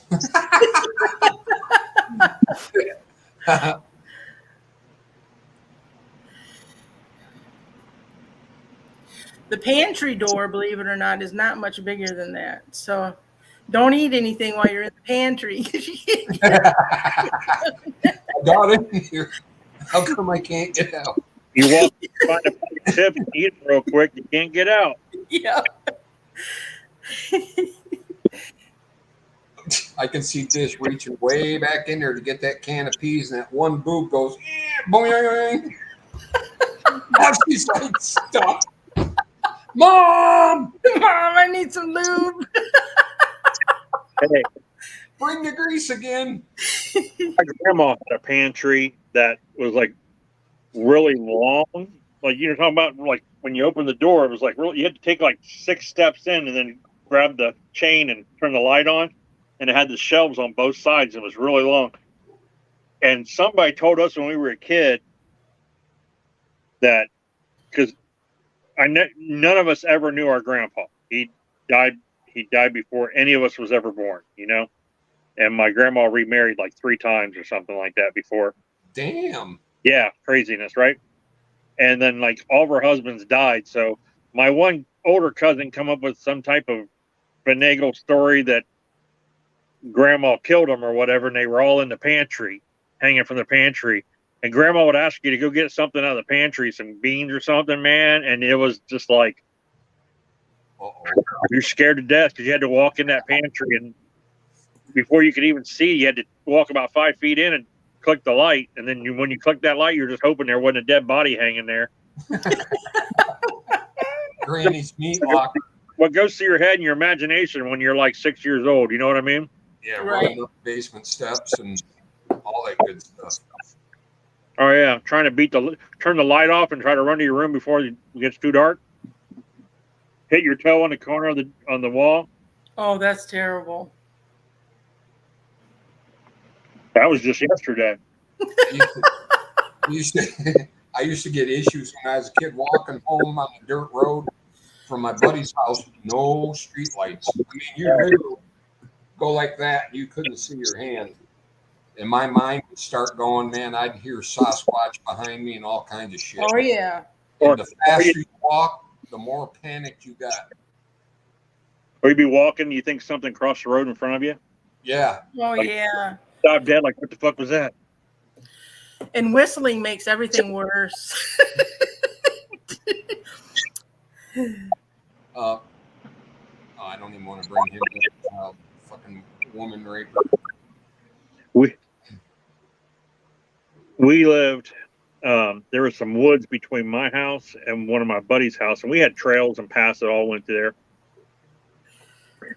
But when we were younger, we were going to his house to spend the night. You know, I was going to his house to spend the night. So he came over to my house. I packed my sleeping bag and, you know, probably whatever toys or whatever we were playing with at the time. Got Toys? my, yeah, like, you know, probably G.I. Joes or Star Wars or something. Oh. Most likely Star Wars, knowing me. But I have my sleeping bag and then my bag with my clothes in it, my duffel bag or whatever, and he was carrying something. And we were walking through the woods, and a lighter lights and like a cigarette lights up. Whoa. And then you hear, "Hey boys." And we're just like, no. we took off running, right? It was my cousin. It was my cousin. He was like 15. He was sneaking out to have a cigarette out in the woods or whatever. But he knew it was us coming because you could see us coming down the hill. And he scared the living shit out of us when he was like, "Hey, boys," and we just took off running like there's no looking back, man. It was like once we got to his house, we ran inside, slammed the door, locked it, and was like, 2 times when I was a kid, I got literally almost the shit scared out of me. One, I was riding my 10-speed home from my buddy's house. He was in another neighborhood. So then, I had to go through his neighborhood and then get in my neighborhood, which is the nearest house to me was like a half mile away. So it was a pretty loose neighborhood. So I'm riding down the middle of the road on my 10-speed, cranking pretty good because this one section was like extra dark. It was all trees hanging over the road. Yeah. Then there was a drainage ditch and a little bridge. And that was like the scary spot.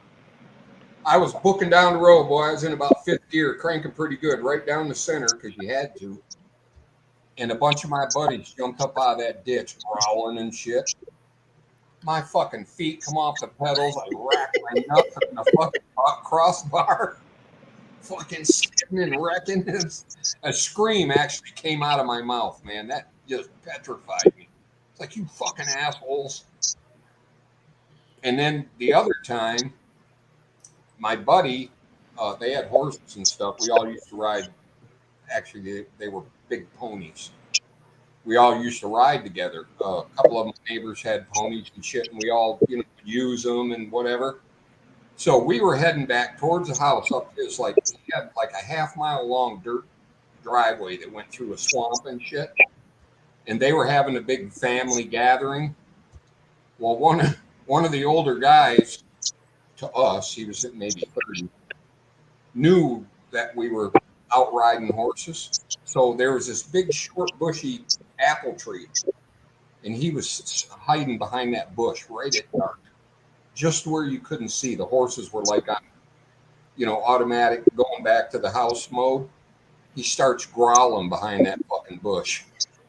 Man, it scared us. It scared the fucking horses. We were like full fucking gallop with no saddles, and it was hit. We thought it was like a coyote or something behind them bushes. Fuck, we all flew home. Me and all my cousins were at my grandparents' house on my mom's side, and everybody was there, but they were all inside, and we were all outside playing, and we were playing like hide and go seek or freeze tag or kick the can or one of those, one of those games, and there was about 10 of us, right? And we were all out in the side, the yard, and the front yard, and my uncle, he got my grandma had a fur coat or something. And my uncle went and got that damn fur coat and put it on and snuck out the back of the house and came around the house on us. And he was crawling on his hands and knees with his big ass fur coat. And he was just like, oh my God, out of us. And we all took off running around the house to the front. And and they lived in one of those houses down in West Virginia, that sits up on I don't know. It's like when you go up to the front porch, you got to go up like 12 steps up the front porch, Yeah. And we all ran up them steps and trying to get in the front door. My other uncle was holding the door shut and wouldn't let us in.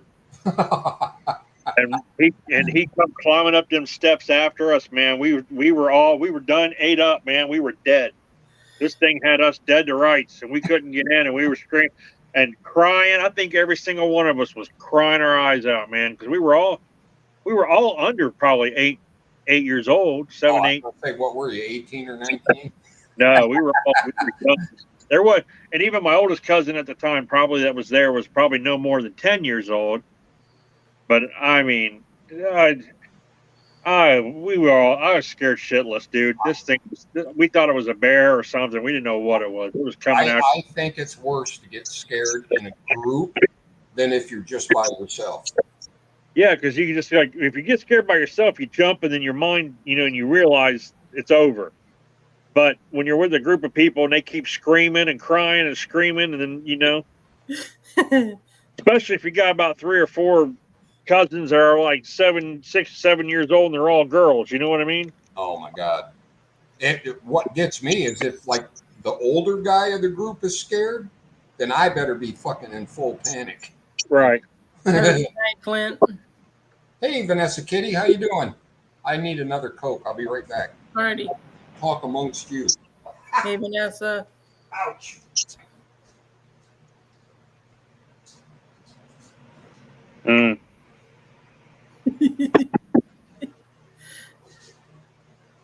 I've been out in the woods, like go out in the woods early in the morning, or if you go hunting in the evening and you don't come out of the woods till dark, and you're sitting there and it gets dark on you, and you start looking around, the sun's going down, and your eyes start fucking with you. You think you see fucking Sasquatch walking through the woods or something, or The only I've walked through the woods at night quite a few times. The only thing I don't like is them little fucking maple branches that stick out that whip you right across the eyeballs that you don't see. And it makes you flinch so hard that you about throw your back out.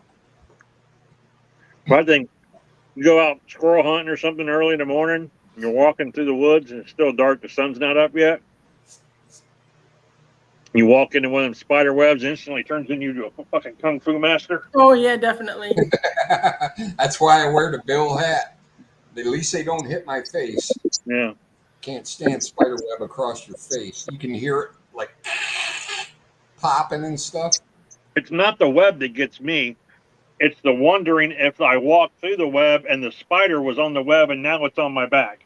Yeah, That's what Exactly. wrapped right around you. They had a spider down south. It was this gross looking yellow thing with big long legs, and it used to do a web across like a road-sized path. You know, a 2-track. It would make a web all the way across that and sit right in the center with its legs sticking out. And I don't know if they bite or not, but they used to creep me out to know. It was like Sure. they were Yeah. they were just waiting for your face. we got those big yellow and black ones down here. Yeah. They're like out in the field or something. Yeah. The garden spiders or whatever they call them. Cycle and drive through their, dirt bike or something or 4-wheeler and ride right through their damn webs. The only thing other than that grosses me out is spit bug juice. You ever seen that shit? You walk in a field and certain plants they call them spit bugs. Yeah. Make this ball of spit. That's just Yep. what it looks like, about the size of a dime. And that shit will get all over your legs and stuff when you're walking. Yeah. Oh, it's like gross. Always wear long pants in the field. And it's slimy. What was you out doing this long, Vanessa? Something good, I hope.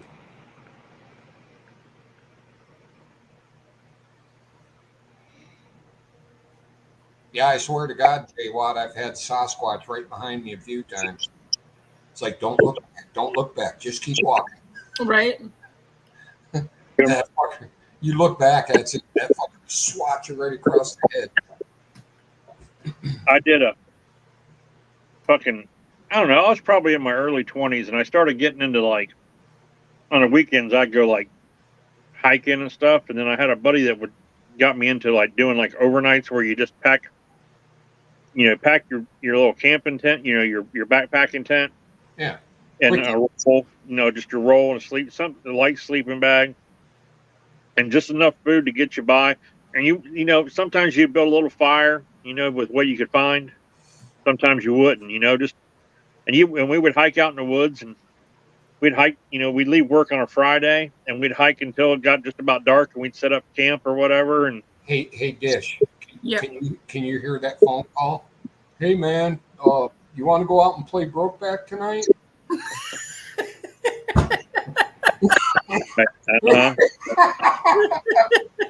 Well, we're getting to the point here where we had a planned or whatever, and like at the last minute, he said, "Oh, dude, something came up. I can't go." Blah blah blah. He's like, I was like, "Okay." I said, "Well, we'll just do it again, some other weekend." He's like, "No problem." And I'm like, "Shit, my car was packed, everything was in." I was like, "You know what? Fuck it. I'm just going to go by myself," which was probably a bad idea because if I would have fell and broke my leg or something, I would have been fucked. It happened to a guy down the street, opening day of bow season, walking through a field in the dark still, stepped in a woodchuck hole and shattered his leg. Oh, Not shit. just broke it, shattered it. Continue, Well, please. I went down to this place then, like, it was like Southern Ohio. It was like in Noble County or something like that. It was like about a 2-hour drive to get down there. And it was some friends' properties or friends of the family's property or whatever like that. So, you know, it was all private. And I walked in there and, you know, shit, I wasn't there very long before it started getting dark. So I just figured, find me a little place to, I cleared me some brush and set my tent up and everything. I foraged around for some dead wood and cracked some sticks and started a fire and, you know, ate a can of fucking Vienna sausages or something like that, you know, for dinner. Right. And I was sitting there and I was just poking the fire, playing with the fire, you know, poking it with a stick, you know, and it wasn't a big fire, just a little. And at this point, I think I know it was a bobcat or some type of cat at this time. But back then, I didn't know, man. And that thing screamed out like, and it was like, seemed like it was like 10 feet from me. That occurred with him. It was like instantly, I'm throwing whatever I can on this fire. I'm building a big fucking bonfire. It's like, you know, and I didn't sleep at all that night. I stayed by that fire with that stick, like holding this stick, you know. What the fuck was that, you know? So, tell me the truth. That was one long night, wasn't it? Oh, hell yeah. Yeah. When is the sun going to come up? Dude, as soon as the sun started to come up, I was out of there. And I got back to my car and I drove back home and then I slept all goddamn day because I didn't sleep at all that night. Yeah.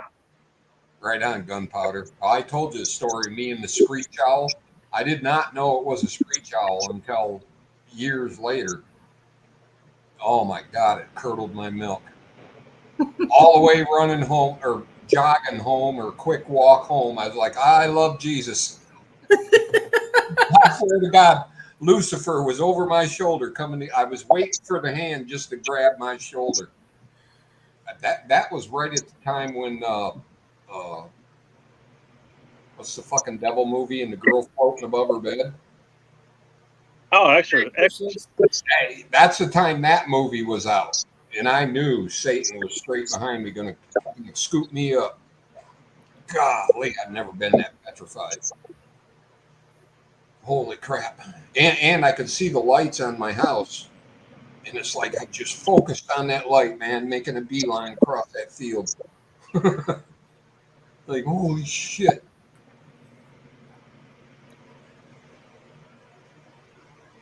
Right on, J. Watt. They had big old huge rabbits in Louisiana when I lived down there.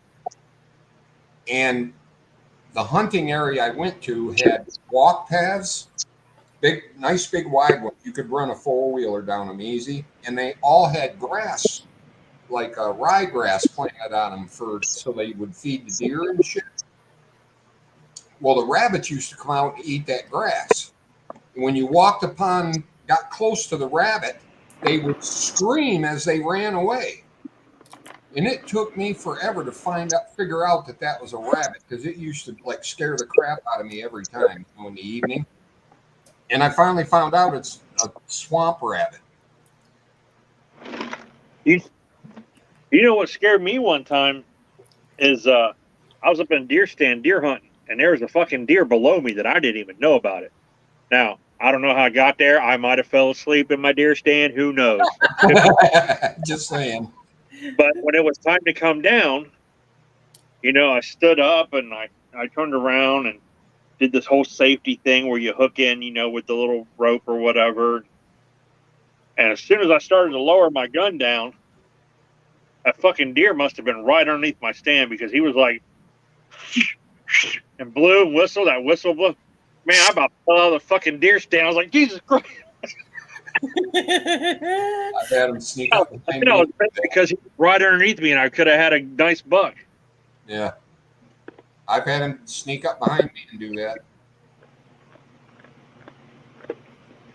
I like when they see you and they try to get you to move. And they'll stomp their fucking foot and shit. Yeah, they say other deer can feel that vibration, and they know not to go in that area. Mm. So I always thought they were trying to get me to flinch. I'd just lock up. Right, yeah, don't move at all when they do that. I think one time a buck was doing that, or no, a doe was doing that, and I froze, and she actually relaxed and went back to eat. And I'm like, I got away with it. My luck, they would fucking do that, and I'd be like, oh shit, and I'd flinch, and then it'd raise and be like, Yeah. because they can fucking cover some ground quick. Before you can get my fat ass up off the ground and get to running, they've already hit me in the head with their hose about 30 times. A buddy of mine got attacked by a buck like that, stomped the living crap out of him after he shot it. But it was across the drainage ditch, real thick. He shot the buck, and the buck just reared up and just came straight at him. And he went to rack the pump, and his mitten got stuck in the pump in the pump part, so he couldn't get another shell in. That buck ran right over him and stomped the crap out. He had big lumps on his wrist and shit. Oh no! Yeah, it fucked him up. He said it happened about that fast. And then the buck was gone. He was just laying there all fucking sore. The worst animal attack on me, we were out raccoon hunting, me and my dad. He used to take me every night with him. And we had a young pup, and it treed a possum. And of course, my dad was mad at the dog, but he went ahead and shot that possum out because the possum was about $4 a hide back then. Yeah. Coons were running about 30 a hide. Possum, you get $3 or $4 for it. So he went ahead and he shot it out. The dogs fought with it a little bit. He picks it up, makes me turn around. I turn around. He sticks it in my back pouch of my vest. This fucking thing's back there for hours, dude. And we're sitting there waiting for the dogs to tree. And it fucking comes back alive, It was never dead to begin with. But, when I was walking and moving and stuff, it was probably feeling me moving, so it was still playing dead. But when we sat on a log, and after being still for a long time, it decided, oh, it's safe to try to get out of here now. And that thing had to get out, man. It was clawing the hell out of me, and I was screaming, and I couldn't get it unzipped to take it off. I was trying to take the vest off. And my dad, his dumbass, he's like, hold still. And he's got this fucking 22 fucking Winchester trying to hold still my ass. You're not shooting this fucking thing.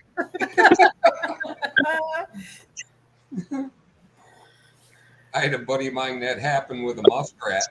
He was out trapping. He caught a live muskrat, and he whopped it in the head and got it out of the trap, threw it in his backpack, and he was walking down the road. Next thing you know, he looked over and the muskrat was standing on his shoulder, fucking looking right at him. Like, remember me, asshole? Yeah. If you're going to hit somebody in the head with a bat, you better make sure you hit them hard enough. Mm-hmm. You got to watch them little muskrats. Them little fuckers are vicious.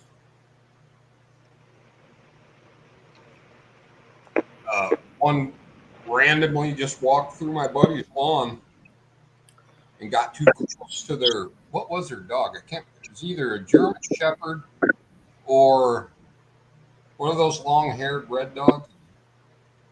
Irish setter. I think it was the Shepherd at that time. And the muskrat got into his chain circle. And of course, he went right after it. That fucking muskrat stood up and latched onto that dog's nose with his front teeth. And that dog was shaking that muskrat all over, and he wouldn't let go. Finally, he let go and got him off. That poor dog was like a shell shock, like, what the fuck? Them little furry things will get you. Now, Mom and Stepdad, they have a pond, and they first stocked it. Some muskrats came in and set up camp, fucking killed about every fish they had first year.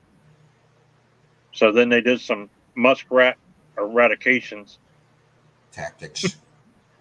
and then they restocked the pond. It's been good ever since. But we still, every once in a while, you walk out there and you see that one's got a hole or something starting to set up camp. Where they get you, they'll tunnel in the bank, and it'll be too weak, and you'll step on that tunnel and fall into the pond.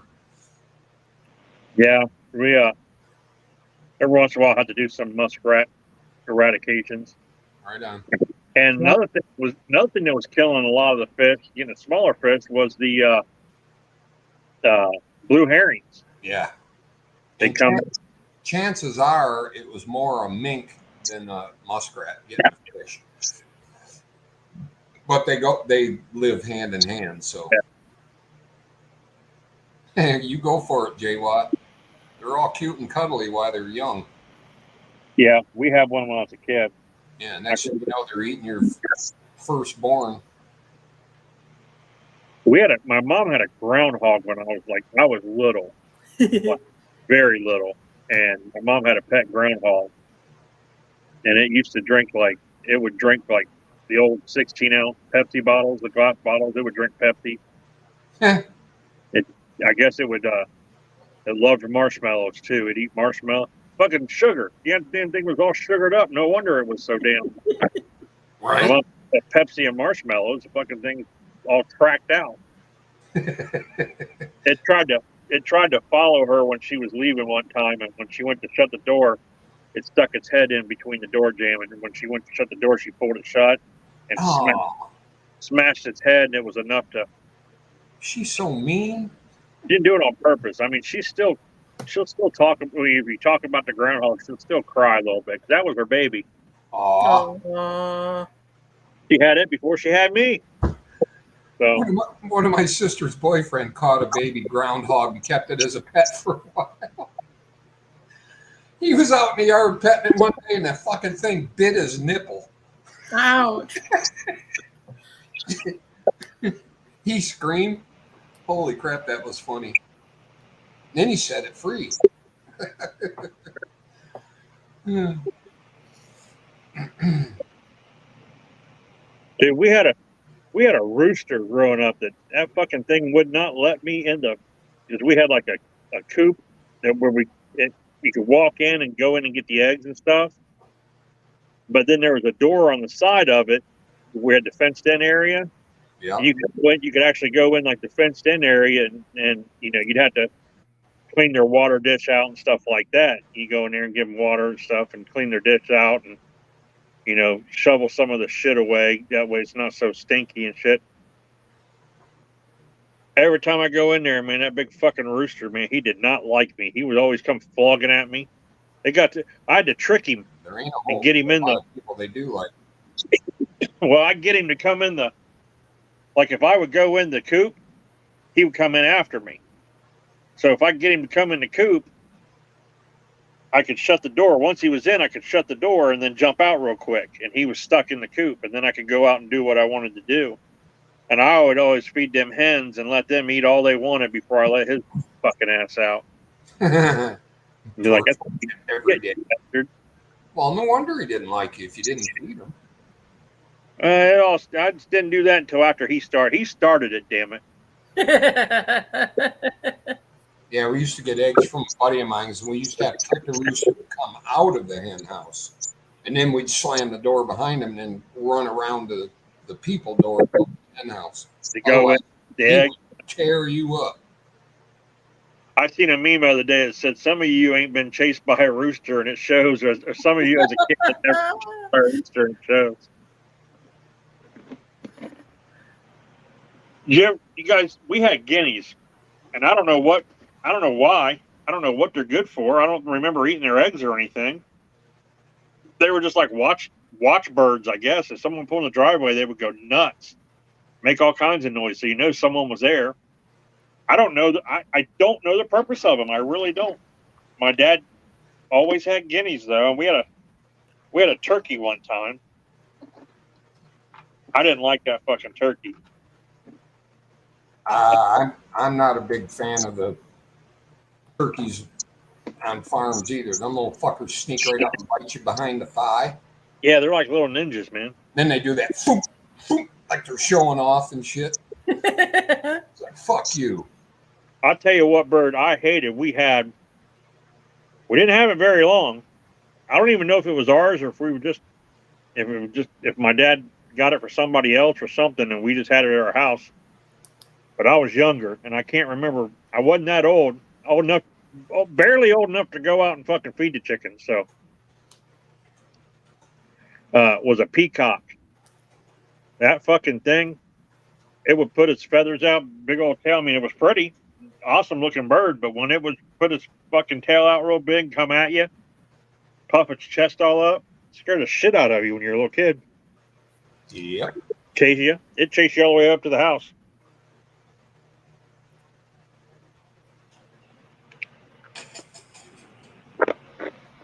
She turned into a city girl.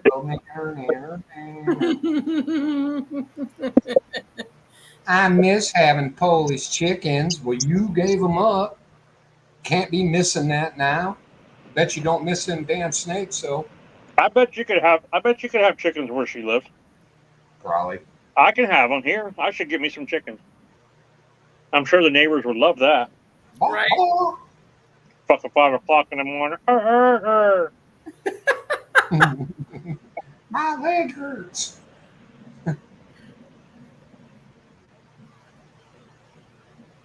Sun starts coming up. That rooster says, "What are we gonna do today?"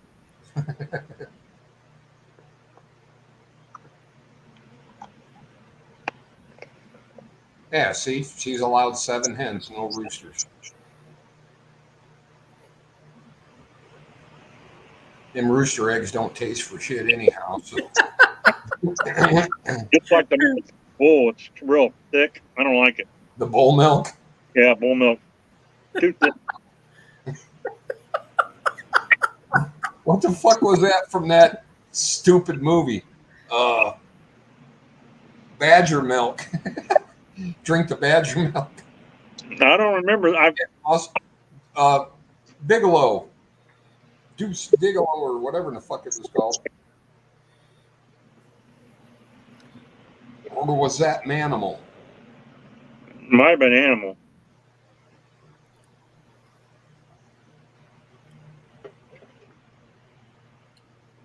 Damn. She actually gets fined if she has roosters. You know, if you cut the heads off them roosters, they can't cackle no more. Just saying.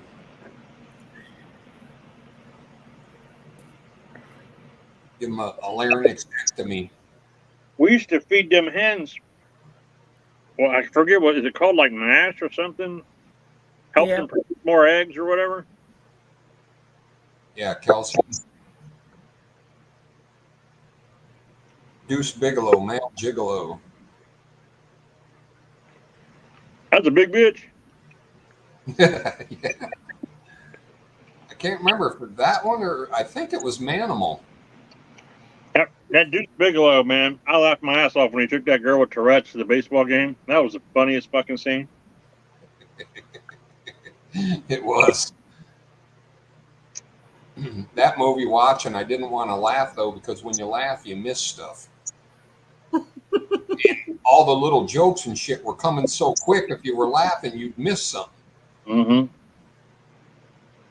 Yeah, and if you're at the movie theater watching it, you can't rewind it and figure out what they said or anything. Right. And closed caption usually isn't on.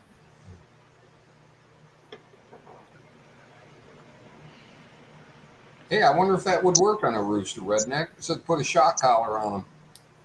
Crow that, bitch. Hmm. I need to check and see if I can have goats. I'd like to have some goats. Yeah, I bet you would.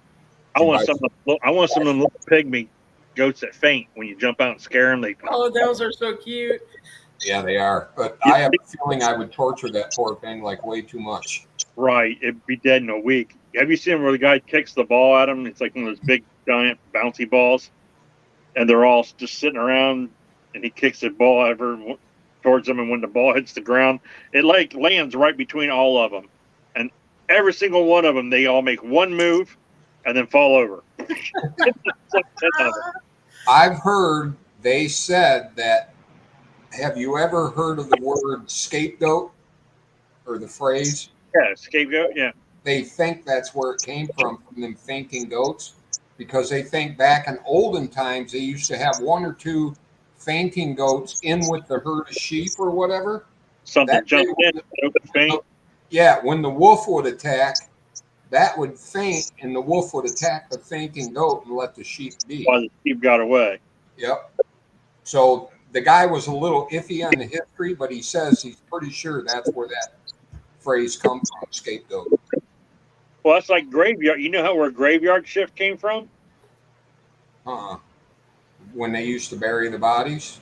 They bury the bodies, but they would have a bell and a string tied to the hand of the dead person. In case they woke up, they could pull the string because they didn't embalm people back then. So your bell would ring, and then after working the graveyard shift, the night shift, have to sit up would sit up listening for the bells. And if somebody's bell rang, you had to dig them up because they're still alive.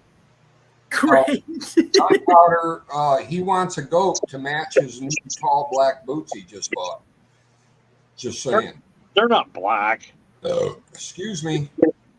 but I did get them big enough to fit my leg and a goat's leg. Yep, see? Told you. Yeah, see, And then you got the pistol up there in case they don't cooperate. they got it. Well, there's nothing in it. Like I said, the pistol You're is fine. currently being. I mean, I have it. We can't show it on it live, but it ain't got no grips on it. Uh-oh. Damn thing ain't got no grips on it. Yeah. Mm-hmm. Ain't got no gas in it. Dang biscuits and mustard in there. Oh, and the other thing with the fainting goats, when a possum is playing dead, they're actually not faking it.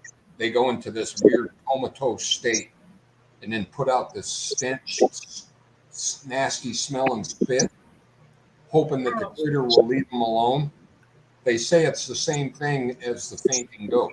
The same, I can't remember what it's, something, ketosis, or some big ass fucking word. Tell me I don't watch a lot of YouTube videos. Well, I know Wow. if you're ever in a situation where you're attacked by a bear, instead of laying there limp and acting like you're dead or whatever, best thing to do is just grab a hold of them and kick them in the nuts or whatever, eye gouge them or something, because you're going to die anyway. You might as well go out fighting. Right. I just tripped my friend. Fuck you, because I know I'd be that friend. Actually, what would happen is you'd be like, oh shit, bear, run. And as soon as we said run, I would start to run and trip over my own feet, because that's what I do. Yeah. I like to take 2 steps, and next thing you know, I do that 15-step fall where you can watch me fall for, a good 20 yards as I'm falling to the ground.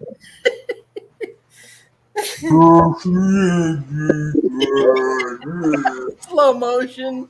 Yeah. Yeah, and then you can't get up. Like no matter what you do, you try. Have you ever had that sleep paralysis? You know what that is? Dude, I was at home. I'm laying in bed. Donkey, what's up? Swamp Donkey. Laying in bed. I don't know. It was early in the morning. I can't remember. It was early morning, late at night, whatever. I'm in bed. But sleep paralysis is when your body physically wakes up, but your brain doesn't catch up yet. Yep. So your nerves and your central nervous system's not working. Yeah. So it takes it a few seconds or whatever to catch up in order to move. So your mind also plays tricks on you, because I woke up thinking that there was somebody standing over my bed. But now I'm awake and I'm laying like this, and I think there's somebody behind me, but I'm totally fucking paralyzed, but I'm awake and I can't move. And then when you can move, you're like, did I just wake up? Was that a fucking dream? Right? Is there a ghost in here? What the fuck was that? You know, you're just like, you're so confused because your brain is like fucking still asleep, but your body's awake, you know, your mind's awake. But I've had that happen to me twice. Yeah, it's weird. My youngest daughter, when I'd wake her up for school, she would open her eyes and look at you with this 1,000-yard stare, and it was fucking spooky. Yeah. It's like, hello, are you in there? But I mean, she just this glare, and you could tell she was looking right past you, like, you know, she was still in dream state. It took her quite a while to wake up. Dude, my youngest son, I'll walk in his room and I'll be like, hey, bud. And he'll be like, yeah. I'm like, do you work today? Simple question. Do you work today? You have to get up for work. Sorry. And he will come up with some random weird shit because his brain's like, he's fucking not there. He's still asleep. And he'd be like, I don't want to swim in the pond. Right, yeah. Like, do you work today? All the pizza's gone. There's nothing left, so I threw the cheese on it. You know, like, what? Weird shit, you know? I had another buddy of mine. You had to wake him up with like a broomstick or something, because as soon as you woke him up, he'd sit up and swing. And he was a big boy. But he said it was from all them years he used to hitchhike around. From all them years of like sleeping in ditches and on the side of the road, shit like that. Hey, well, my oldest son, man, when he was little is when he started doing this shit. But he still does it though. Like, he'll come in your room, like, just a lot of times, like, you know, when I work second shift and I sleep late in or whatever, and he'll be home, and I'll be sleeping, and you get that feeling that someone's watching you or whatever, and you wake up, and this dude is just standing over you like this. Yikes. And you're like, what the fuck, man? And he's like, you got a couple extra dollars? Me and my friends want to go do that. You know, whatever. You know, it's just like, when you come in, just fucking shake me on the shoulder or something. Like, hey, Dad, I want to go do this. Because I always tell him, I don't care if I'm sleeping. If you leave the house and you're going to be gone most of the day, wake me up, let me know where you're going. I just need to know where you're going, where you're supposed to be. I know you're not going to be where you're supposed to be, but at least it makes me feel better in my mind. Right. But, you know, just, you know, if you guys are going to the pool or if you're going to go hang out at the park or whatever, just let me know. That way, when your mom calls and says, where are the boys? I can be like, well, they told me they went to the park. Yep. That way Ohio don't get yelled at. I'm free and clear. It's not my responsibility anymore, you know? What do you mean you don't know where they are? Well, yeah, you can't fucking tell your Never wife. mind, I'll call them. Right, where are the boys at? I don't fucking know. You know, that's not an answer you can give her. That's just not the answer you give. That's what happens when you got a caring family. But yeah, I mean, that dude will fucking just stand there like wait for you to wake up. And it's like, how long you been there? Oh, you know? The one time it was like a couple minutes. I was like, yeah, how many times did I scratch my balls and fart while you were standing there, you know? Did you see my boner? I went to one of them sleep studies, and that was my biggest fear. You know, you got to lay there and go to sleep, and they got you hooked to the wires. I'm like, how many fucking times am I going to fart in the middle of the night and scratch my nuts, and these people are sitting here watching me sleep? Record that one. Right. Imagine some of the funny videos they got. Well, actually, the thing that happened to me during the sleep study, which I had to go back and get another one done because it fucked it up, was I got a Charlie horse in the middle of the night in my cab. I woke up like, you know. Bro, been there, done that. Oh, my God. And they were like, well, that done fucked it up because we know you wake up and it totally screws their fucking data up that they're recording, you know? Yeah. Oh. Woke up screaming. Next thing you know, you're on some psychotropic drug. Oh, it was my fucking calf. Dude, Yeah, my I young had mine where I had a knot almost the size of a baseball sticking out of the back of my calf. It Yeah. cramped up so hard. I'm hurting just thinking about it. Oh And my the God. worst part is you feel it coming on. Point your toe, I dare you. Yeah, but you can feel it coming on, and there's nothing you can do about it. You try, you The reach down. only time I have ever helped it is I reached down and grabbed my foot and pulled it towards my body. Yeah, Helped. If you point your toe, you are fucked. yeah. Guaranteed. You point your toe, you're screaming because it will be worse. My It took youngest me a son, couple painful times to learn. Oh, you got to pull your foot back. Don't point this your was toe. probably in like maybe 4 or 5 years old in that time frame, somewhere in that age frame. Oh, mine's now. Well, and no, I'm saying, but he used to have night terrors. Oh yeah. Like he would just like raise up in the middle of the night, like raise out of bed, and just be like, and you'd be like, "What the fuck is?"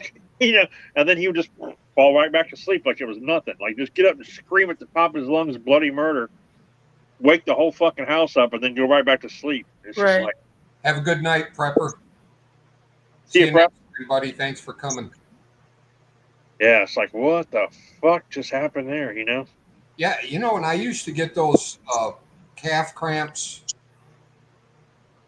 I think I've been getting them now for like 3 or 4 years. And at first they were just like little ones.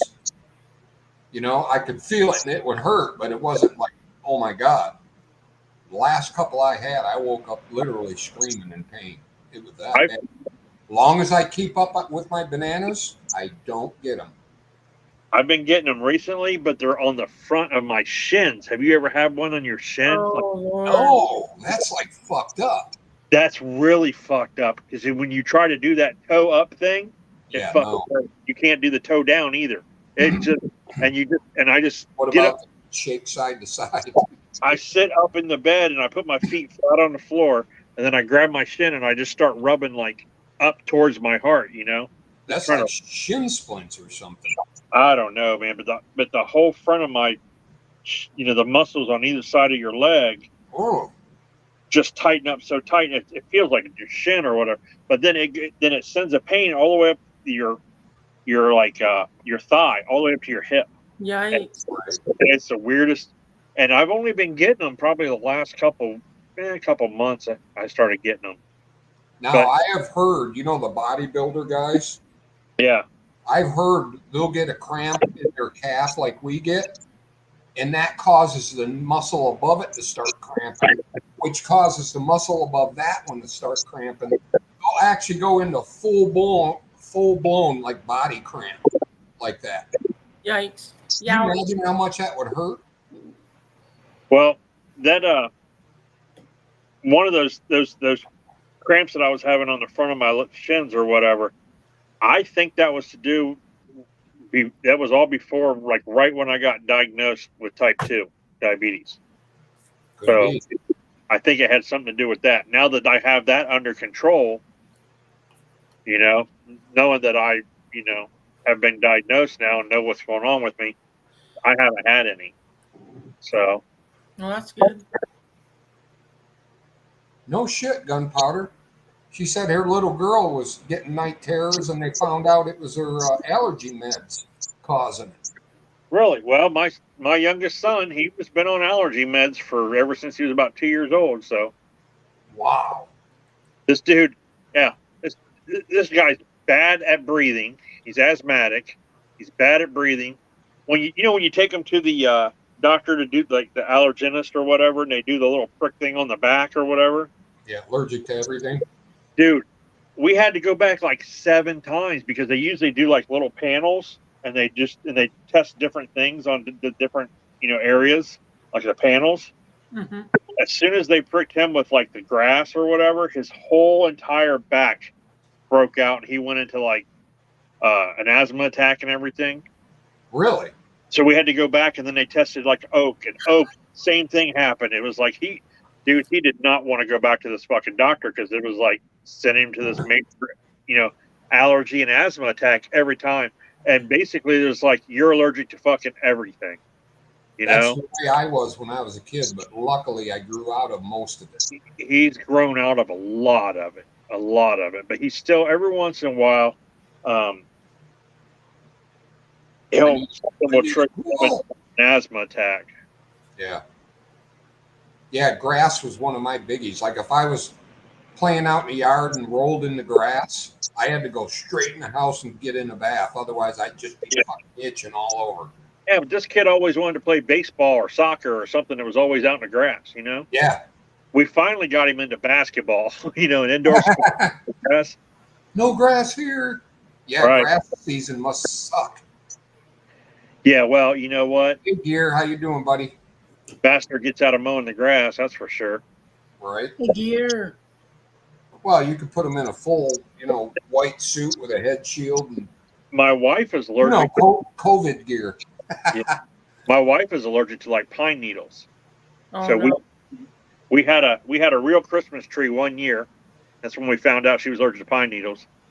And then where we used to live, we had a bunch of pine trees, and every once in a while she'd get, wild hair up her ass and go out and want to mow the grass, and she'd mow everything except for by the pine trees because I'd had to go under. Because one time she did it and it was a zero turn, so when she pulled up to the underneath the tree, she took one of the limbs and pushed it out of their way so she could go around. And that was it, man. Fucking her hand, her arm, her eyes, everything was just like. Now, see, I'm lightly allergic to pine trees, especially like blue spruce, but they're picky anyhow. Yeah. I'll get like a little rash where they touch me, but nothing serious, thank goodness. The pollen fucks me up a little bit. I never had like hay fever seasonal allergies type until like the past couple of years, and this year is killing me. I mean, I'm like dude, you'll be sitting there doing a damn thing, and all of a sudden your nose starts just like unleashes, and you're just like, what the hell? And you got to grab a tissue. My fucking cats are doing it all of a sudden. It's what they're spraying. The chemtrails. I'm telling you, they say it's the aluminum, the powdered aluminum that they're using heightens everybody's allergy effects. The one thing that I've been allergic to. Me too, gunpowder. And I'm allergic to now, and I don't know how far this allergy will go because I never, because it can be remedied real quick with a couple of Benadryl. But I'm allergic to pretty much it's the oils and fresh garlic. Oh, really? Yeah. Like you can get the powdered shit and put it on the toast or whatever, make like garlic toast with the powdered or the butter with the garlic powder in it. Yeah. I can eat that all day long. But if you mince up fresh garlic and I eat that shit, dude, my throat closes. I get my eyes shut, and I get these blotches all over my face and my neck and my hands, and I can't have trouble breathing because it starts closing my airway. But note to self, let Ohio know when you put garlic in your spaghetti. Okay. Yeah. Yeah. Well, yeah, I like Italian food, so if my wife's like, we're going to go here, it's like I take 2 Benadryl, we go eat, and then I take 2 more Benadryl, and I'm done eating. Yeah.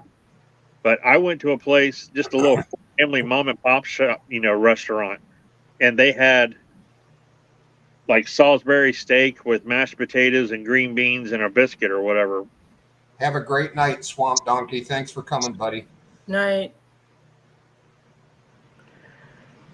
And I ate that shit, and like 20 minutes later, man, I was like, oh shit.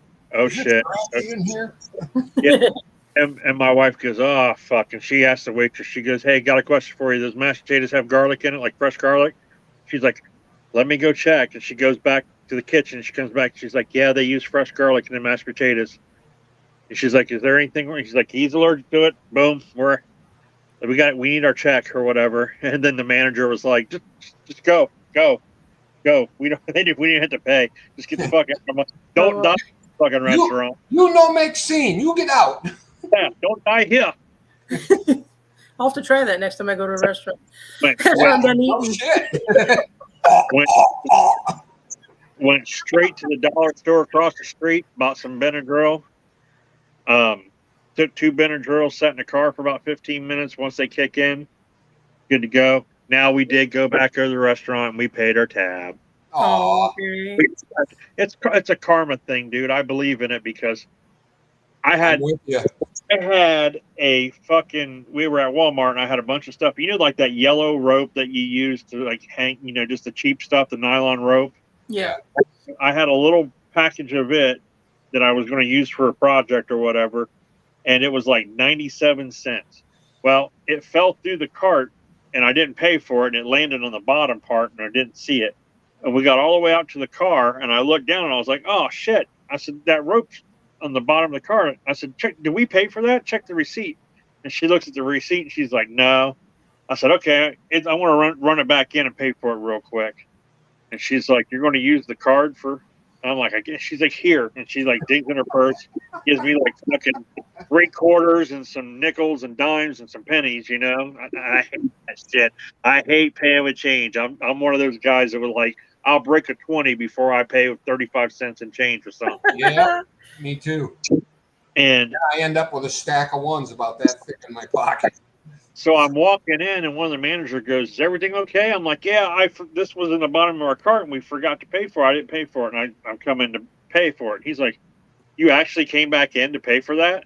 And I was like, "Yeah." He's like, how much is it? I was like, "It's like 97 cents or whatever." He's like, "Dude, get the hell out of here." He's like, "You're fine." He's like, "You're not going to break Walmart for a 97-cent piece of rope." I ain't no Z generation, or is it X now? I can't remember. I don't know. Generation Z. Man, there's like, you know, I'm Generation X, and then you got the millennials, and now you got this Gen Z. This Gen Z generation, a lot of those guys, man, they're not putting up with this shit anymore. They're kind of like us. You know, I've seen a lot of videos where they're telling people fuck you and your pronouns, you know. You're right. Yeah, they're not putting up with the shit. The millennials, they And the push Gen this Xers. shit, and this younger generation now, like my youngest son, my oldest son is more open to more things, and he'll argue with me about politics and, you know, anarchy and all this shit, you know, and Jeff Bezos makes too much fucking money. He can afford to do all this stuff for other people, and he doesn't. And he's a terrible person. I'm like, that's his fucking money. He can do whatever he wants with it. He earned it, you know. He's like, yeah, but he pays his employees shit. I'm like, no, he doesn't, dude. Amazon employees make pretty goddamn good money. You know what I mean? $18 an hour. Yeah, and he always wants to argue some point like that. My youngest son, it's like, fuck those fucking people. You know, if you don't, you know, you get paid for your fucking job that you do. He's like it's like they're the best part of us rubbed off on that younger generation. Some of them anyway. Right on. Ah, there's no vampire smiley face, damn it. Got devils. How could they not have a vampire?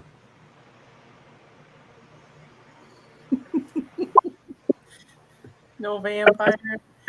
I don't see one unless I'm missing it. And by the way, Gunpowder's Beauty is insinuating, being, you know, the only time we see you is at night. You're allergic to garlic. Just saying. No mirrors in the room. You know. What's Jay Watt talking about? The No. vintage. Miss Gunpowder Beauty. What? We only see you at night, never in the daylight. You're allergic to garlic. Oh, yeah, my wife says I'm a vampire too. And I'm real no mirrors in the room.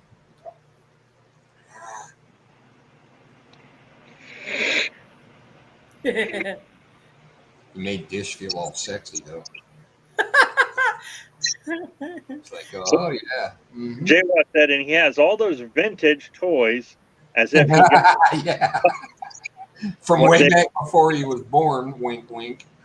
when they were affordable. Well, I mean, the one that I showed, I did buy it a long time ago. I do have stuff that is from when I was younger, and I bought, or was bought for me, or Like and then I bought some stuff. you But like younger, like 1800s younger, no, I mean, but 1756. a lot of That's the why you go after the muzzle loaders and shit all of a sudden, in the six guns and stuff. me, Yeah, I'm turning into a FUD, man. guns from no, they're guns from your past Yeah. life. My past life, yeah. I don't have a whole lot of real vintage toys. I mean, I've probably got about 10 or 12 actually original Star Wars action figures that are still in their packaging and stuff like that. But most of the stuff I have is like reproduction stuff and newer stuff that is made to look like the old stuff. So it's all most of it's all Right on, dear. looking back, reminiscing on the old days type stuff. Yeah, like I'm Like saying. my evil stunt cycle. That's a new reproduction of an old Colt. Oh. Yeah, you're right, gunpowder. It's kind of making sense. Oh, Shalisa found a fucking vampire. How come I didn't find? Oh, it ain't the smiley face. It's little people. Do they They have walk the around it too. lots of vampires? Do they have the pregnant guy?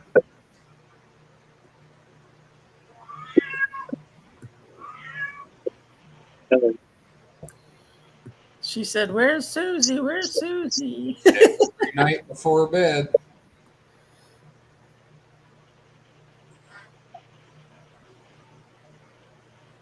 Oh, there's the little vampire dude. Jaywalk.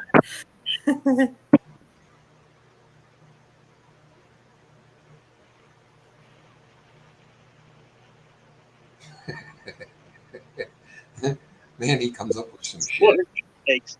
Yeah, I don't like the wooden stakes and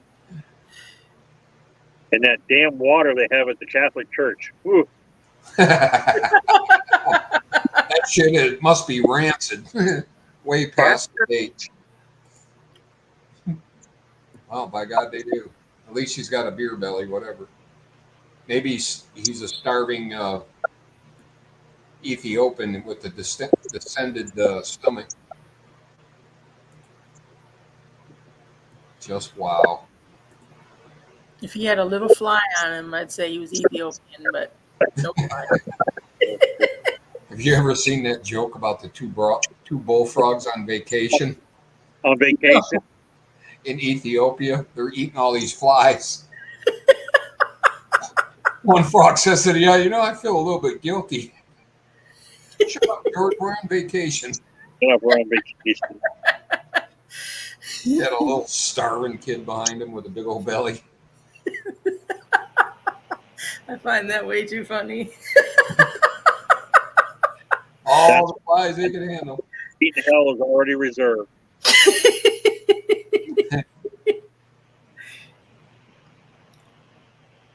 Cool, Gear. Right on. Oh, Gear, you missed it. Our boy did a live stream from the dirt track tonight, and it was awesome. Yeah, I texted him. He was at work. Oh, wait, talk about reviews. Let's do a knife review real quick. On your $2 or your 49-cent knife. Now, it says on the box it's made in China. And you busted my balls about thinking about buying the Chinese four-wheeler. Yeah, but they're not 49 cents. This knife was 49 cents, people. And if you look real close, where's it at? Where's it at? I want to spread some light on the situation here. I can't remember if it was China or Japan, but there is a town called America there. Oh, or USA. USA. One of the two. Or something. So it says designed by Ray Cutlery. That's a cool name to have, Ray Cutlery. Yeah. Handcraft in USA. Not handcrafted, but handcraft. And this is the Black Sable. And if you look at the blade, J-Watt said it reminds him of the Cold Steel Lawman. well, it says Cold Steel on it with the trademark. Look at that. It's got the trademark and everything. Wow. And it says 2017 knives. And it's CR17 steel. Yeah. I mean, but it does not lock. It doesn't. Is there a locking device on it? No. And No. There's not even one in there. You know how they lock? Yeah. No, it's straight up fucking cut your knuckles when you try to do something with it, you know? Well, never use a knife backwards and it won't close on you. Yeah, so I have one knife. it's something you get used to over the years, but you know, all my pocket knives and shit when I was a kid, none of them had a fucking blade that locked except for the lock blade, you know, the bucks or whatever. Right on. Yeah, I've only had one knife close on my hand, and I was using it like a screwdriver. You know, pushing straight down. It got me a little. But Oh, this is what you get for 49 cents. You know, for 49 cents, I'm not going to complain too much about it. You know what I mean? no, I don't complain about those $5, gas station knives. So for 49 cents, this will open some fucking packages when people send me shit, Stevie. So I need some people to send me shit to open. I'll demonstrate opening packages. There you go. 49-cent knife, Stevie. Letter opener, Steve. Ooh, Ooh, you're shit. a wicked That little. looks like that's like a fucking scrotum remover right there, buddy. Right. Boy, you better have some vinyl tile in your pocket if the cops ever catch you with that. Right, yeah. Those are cool. I got a Milwaukee like that. Where do I have it here? Here, I'll tell you what, this knife is for sale. $5, $10 shipping. So $15, it could be yours. I will buy a bunch of 49-cent knives from China and sell them at the gun show. China. China. Oh, cool. Scrotum remover too. Milwaukee, and it's push button, but no I need a scrotum remover. Yeah, you do. See, it's push button, but you gotta flick it. You flip one of them out on somebody and be like, I can change your gender real quick with this motherfucker. Pick a gender, motherfucker. Pick a gender. I can either whack you off and give you a slit, or I can carve you up a little bit. We should keep that up. That could be the new "Make My Day" saying, Yeah. pick a gender, motherfucker. You know, I'll fucking change your gender and pull out a knife. That's it right there. I'll change your gender. Right on.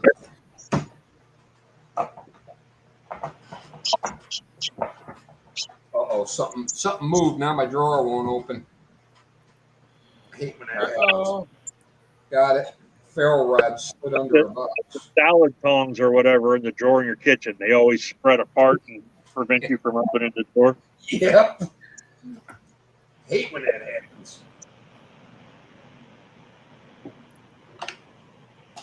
And you know, the top of the ham, you know, if you buy the ham or roast beef, it comes in the Tupperware container type thing or whatever from the store. Yeah. The lid always will like jack up a little bit, prevent you from opening the fucking crisper drawer or the meat drawer or whatever. Yeah. You go to slide the meat drawer open and it stops about halfway out. You're like, fuck, you got to reach in there and push the lid down. Oh, I got two. Got this old shitty black one, like kind of hooky. Cool. Ooh. Yeah, this is an El Cheapo Knifo. You have to slam it open to get the lock to work. And it still don't work. Oh, now it did.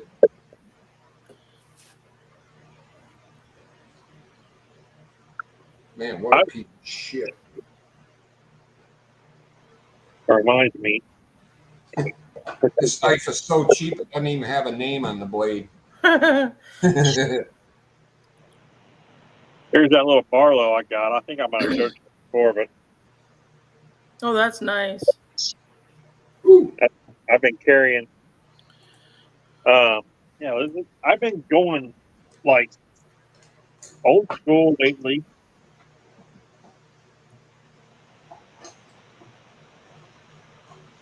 Got that. Then I got this double blade.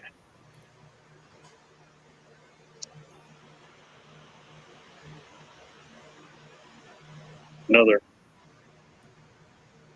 Barlow. Oh, bummer, gunpowder. That's the kind my dad used to carry. Yep, a lot of people's dads. Yeah. That's exactly why Dish don't want one. What do they call this? A trapper? Sorry. Is that what it's called? Like these? Hey, nicely, folks. What up, buddy? Is that a trapper or a canoe or what do they call it? Plain knifey, folks. That's a nice buck knife there, Jay. Maybe a trapper. That's what I don't know. I asked it 3 times and Steve never answered me. Well, I was looking at the link Jay Watt sent, for fuck's sakes. Oh, for fuck's sake! This is a buck 289 canoe. Oh, cool. Okay. Have a wonderful night, Shalisa. Thank you for coming, and good luck with your dog watching. Bye, Have a Shalisa. good one, Lisa. And by the way, how close are you to the cabin? Look at that short little monster. What is that? Little brownie. Holy crap, you could hit that with a baseball bat and not break it. That's cool. Kind of looks like a tagpole, Uh-huh. That looks like a throat slicer right there. Yeah. Right?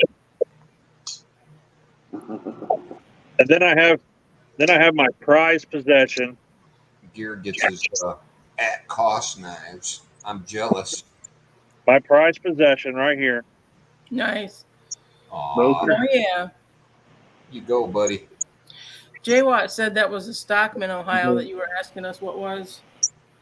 Oh, cool. The Stockton, is that what it's called? Yeah. Stockman. Yeah, it's I got it at Cabela's. It's the Right on, Cabela's. gunpowder. Man, I love the scales on that thing. What is that, Gear? Gerber Sumo. No shit. I like it a lot. Yeah. That's nice. That blade looks too fat to come out of that handle. He'd been playing with it. It's kind of big and bulky, but for the price I gave for it, I ain't complaining at all. Right on.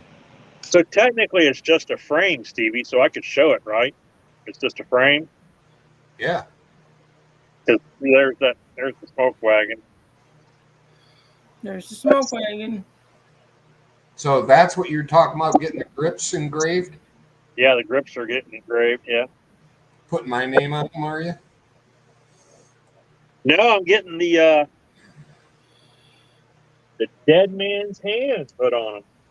Cool. Dead man's hands. Yeah, the aces and eights that Bill Hickok had when he got shot in the back. Gotcha.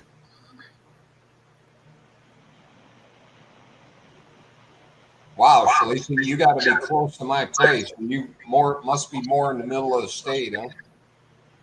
That's a nice knife. Something about Something about a bird.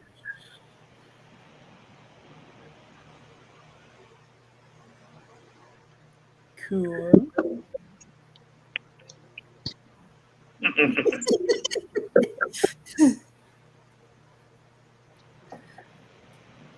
every time I've carried this, I always carry another knife. I kind of hate to use this one. Right. One of those knives you wanted or you liked to get for a long time, and then you finally get it, and I don't want to scratch it up in my pocket. Yeah, my mom bought me a Troy Lee design helmet, motocross helmet or whatever, and I never wore it because had like the graphics on it. And it was badass. And she's like, "Where is your helmet?" I was like, "I don't want to scratch it up," so I never wore it. He's like, "You don't want to scratch up a helmet, but you'll go without a fucking helmet, be brain damaged." That's true. You don't want to scratch the helmet. Right, Treat that thing kindly. right. Otherwise, it gets all sensitive and stuff. Never pitch the helmet and the zipper either. Franks and beans. Oh my God, that was hilarious. Get beans over the Frank. Yeah, that was hilarious. Frank and beans. yeah, Kara too. Cool. Bird. Wow. Look at the prices of the Tenacious, and it's like, the price of the Tenacious is worth it. However, they didn't have a Tenacious with the blue handle. Okay. Oh, okay. There it is. Scared me. I looked in my drawer and I didn't see my Benchmade. I'm like, what the fuck? Somebody broke in. No, it was under something else.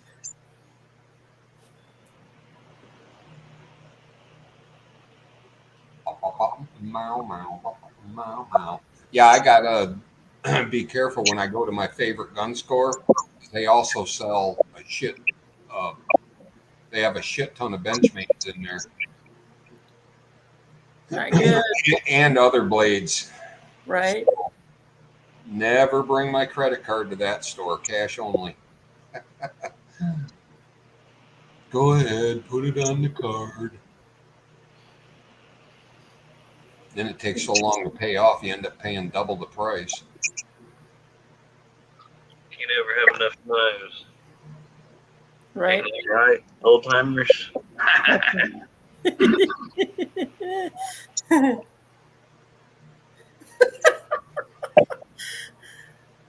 Love when a man cracks himself up.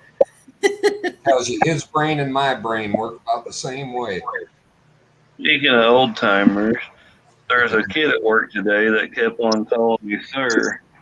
I said, "Can you do me a favor?" He is like, "Yeah, unless it involves taking out the trash." I said, "Can you quit calling me sir?" I said, "I'm not old yet." He's like, sorry. Sir? Sorry, sir. Just messing with you.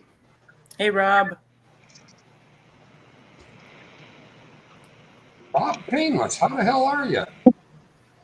Holy crap. I don't think, no, he had been in my chat at least once. He's got a wrench.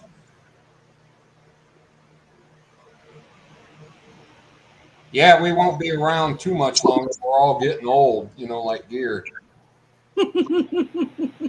Falling asleep before Yep. midnight.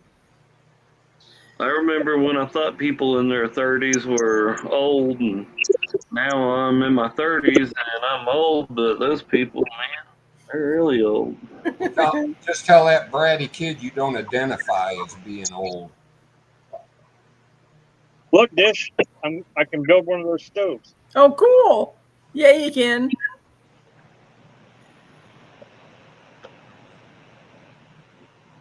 He should have said, "Sorry, man, my mistake." That's something I'd say, Jay Watt, whenever I have a customer that's being a pain in the butt. Whenever I'm done with them, I'm like, "You have a good day, man." I mean, man. Sorry about that. I walk away. Right on, Rob. If you don't stay busy, you get old and decrepit like me. I need to be busy. That's cool, gear. I Right? seen something. Yeah, I It's seen a something today. It was funny. It's like, Is that like made for carving and stuff? Yep.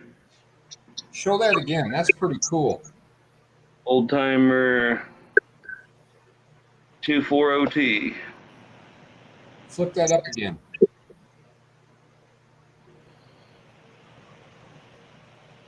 Is that little button hook looking thing? Is that like a little gouge or a curved blade?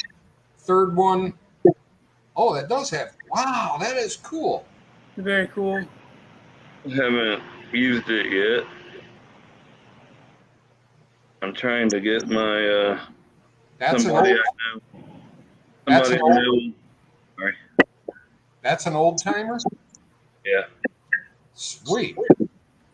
Somebody I know works in a cedar factory. I'm trying to get them to get me a handful of scrap block. Get a chunk of basswood. Real easy to carve, and it doesn't have a lot of grain in it, so it doesn't split on you or splinter. Or OT. I gotta write that down.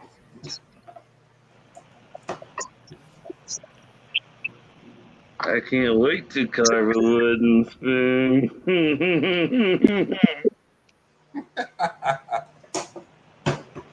This uses hers to beat the kids with. Time to get the wooden spoon out. No, mommy. No. Well, I was thinking you could use that curved blade to like dig out a bullet and shit. You know, just carve that meat out of the fucking way. Ah! Shut up. Put your sock in your mouth.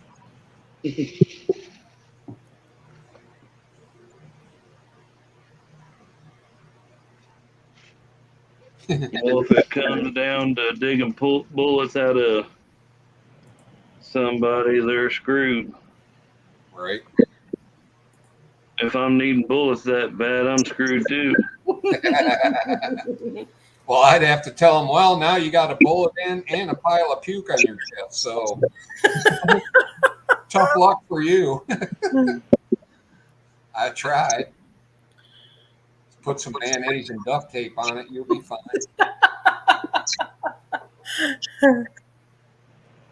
then you're gonna piss me off. I'm like, who's been using all my mayonnaise? I'm going to go on YouTube tonight and find alternative uses for mayonnaise. Burns. Really? Because Yeah. it's got vinegar in it. You'll get conflicted on that because some people say no, it holds the heat in, and some people say no, it cools it. That's cool. CRKT. That's pretty damn sweet. I want to find a great neck knife. CRKT. I love me some CRKT. Me too. This is my little fishing knife.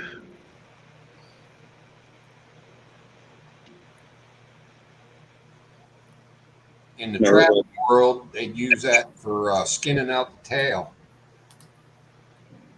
Just saying.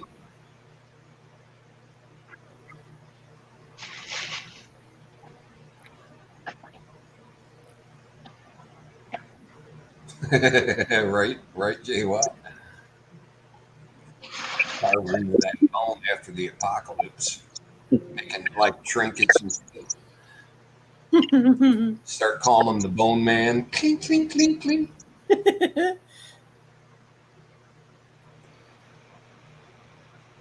I barter with my bones.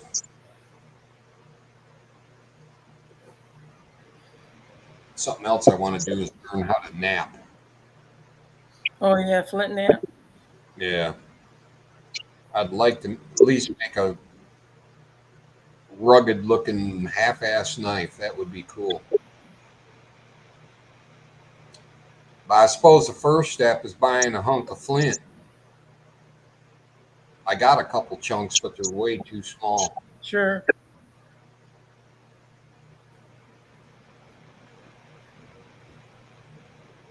just realized something. If I throw away the empty boxes to my knives, Mm-hmm. I have more room for more. Right? Ah, I got a whole bottom drawer in this desk full of all the boxes for my knives. You know, I can't get rid of them. It's like, damn it. Now lately, I've gave so many away. I don't know what I got and what I don't. I need to do an inventory. You don't have a list. That I gave away, I'd like to Here. replace. No list. I have to go dig out my pink toolbox.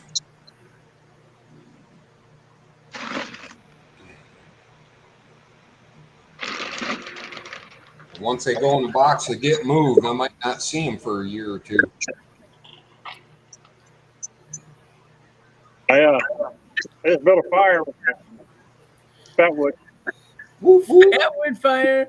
Oh God, Shalisa have a heart attack because you did it in the house. Did you spark it or did you light it? Light it. I Oh, your little mini? yeah, Cool. and I used the back of this. It's flat. Can't do that with a non-locking blade. Right. Got to be careful. Kind of smells a little different in here now. It smells like a pine tree's on fire. Yeah, you wait till that soot starts falling back down. Gear. There you go. Woohoo! Watch the smoke detector go off now. Whole house is standing out on the street. Whoa, what happened?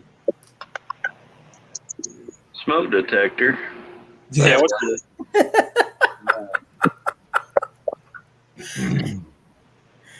Oh, that's something I'm going to have to buy a bunch of before I sell the house, isn't it? Oh yeah. Yeah. Whoops. We have to have a what's it called? Fire extinguisher mounted. At least Wow. one in the kitchen, I think. To sell a house, really? I think so. Not positive. You might want to check into it. Yeah, I'm going to call up a realtor and ask them what I need to do to sell a house. Well, first you have to own a house. Oh, okay. Right. I don't know. I know there's a lot of people that I know seen on the news and shit bought a house from people that didn't own them. Yeah. Turns out after you buy it, you don't own it either. Wow. Yeah, there's actually been a thing going around where somehow or another they get their hands on your title and copy it and shit and basically steal your house from under you. Yeah. It's been a long time since I did that. I normally use my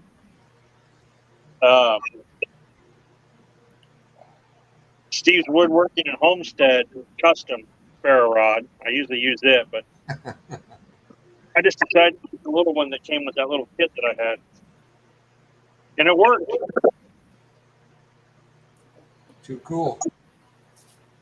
Yeah, that's enough fat wood. If you don't like go nuts and burn it every weekend, that's enough for almost a lifetime.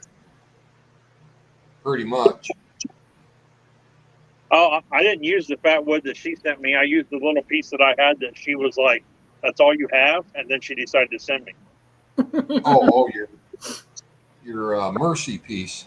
Yeah, I knew if I showed it, if I bragged about it enough, that somebody would send me enough fat wood to replace it. You know what I mean?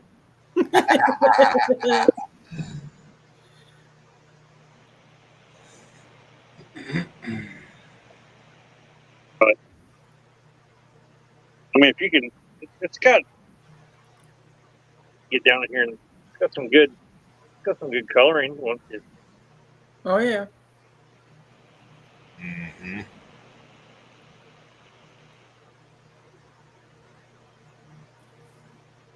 Chew on it and get a little pint candy.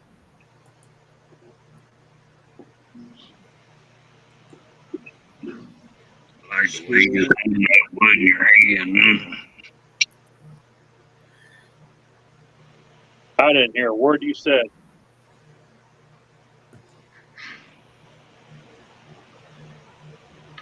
I didn't say anything. Didn't say nothing. About ready to get downstairs to give me a French fried potatoes. You got any French fried potatoes in there? Potatoes. French fried potatoes. Mm-hmm. They go good with the Brussels sprouts.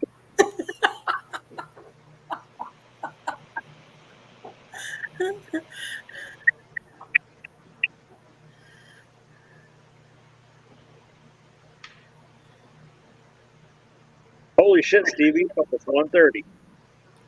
I know. It's not going to be long. I'm watching this ferro rod technique here first. There's something I should learn from. I doubt it. It's one of them big giant channels. I just grab it and just put it in as fast as I can. Whenever I get that tool and doing a review on it or overview, whatever it is, putting it to work, I'll be like, try that in a small town. Try that in a small town. Usually I found if I just soak whatever I'm getting ready to burn and gas some ferro rod and it lights right up. Mm-hmm.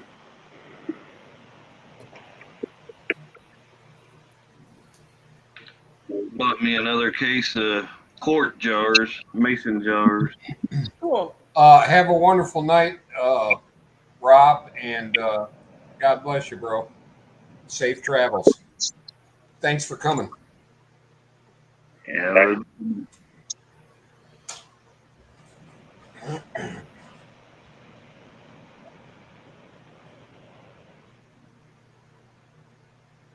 Sweet. Right on, K-Watt. Yeah, some of them big channels like that drive me insane. It's like, dude, you're taking this way too serious.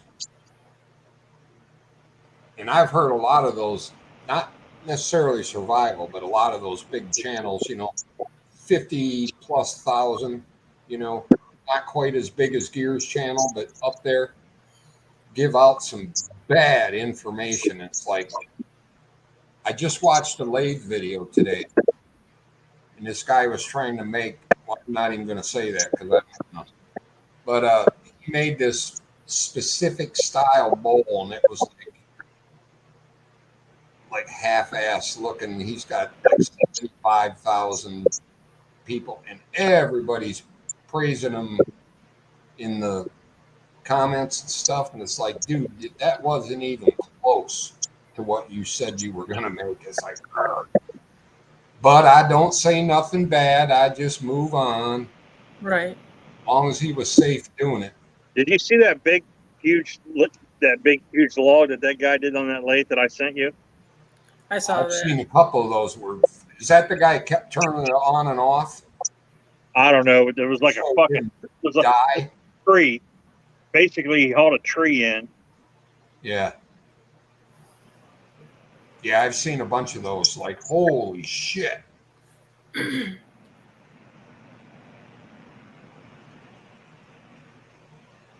By this time next year, I should be harvesting out of my garden gear if everything goes to plan.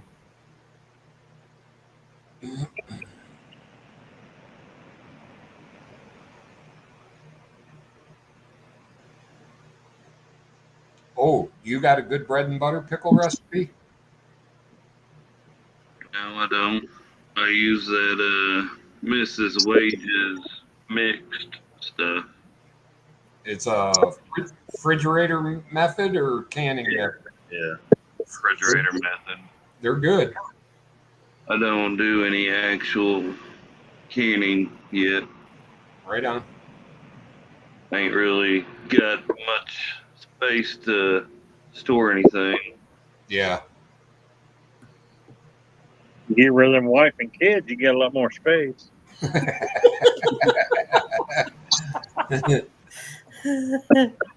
happened, I'd be out in the outdoor space with no table to work on. Unless I built me one. Convert that shed to an outdoor kitchen. Dish had been living in a shed for years. She's doing all right. Yeah, Yeah. doing fine. An outdoor kitchen. He just converted it to his home gynecology office last year. Dr. Otis. Year says I'm Clink, clink, pick your not a gender. gynecologist. Year said I'm not a gynecologist, but I play one in my tool shed. He did stay at a Holiday Inn last night, you know. Feeling pretty good about it. Holiday Inn. I don't stay at anything less than a Best Western. If they're even still around. Yeah.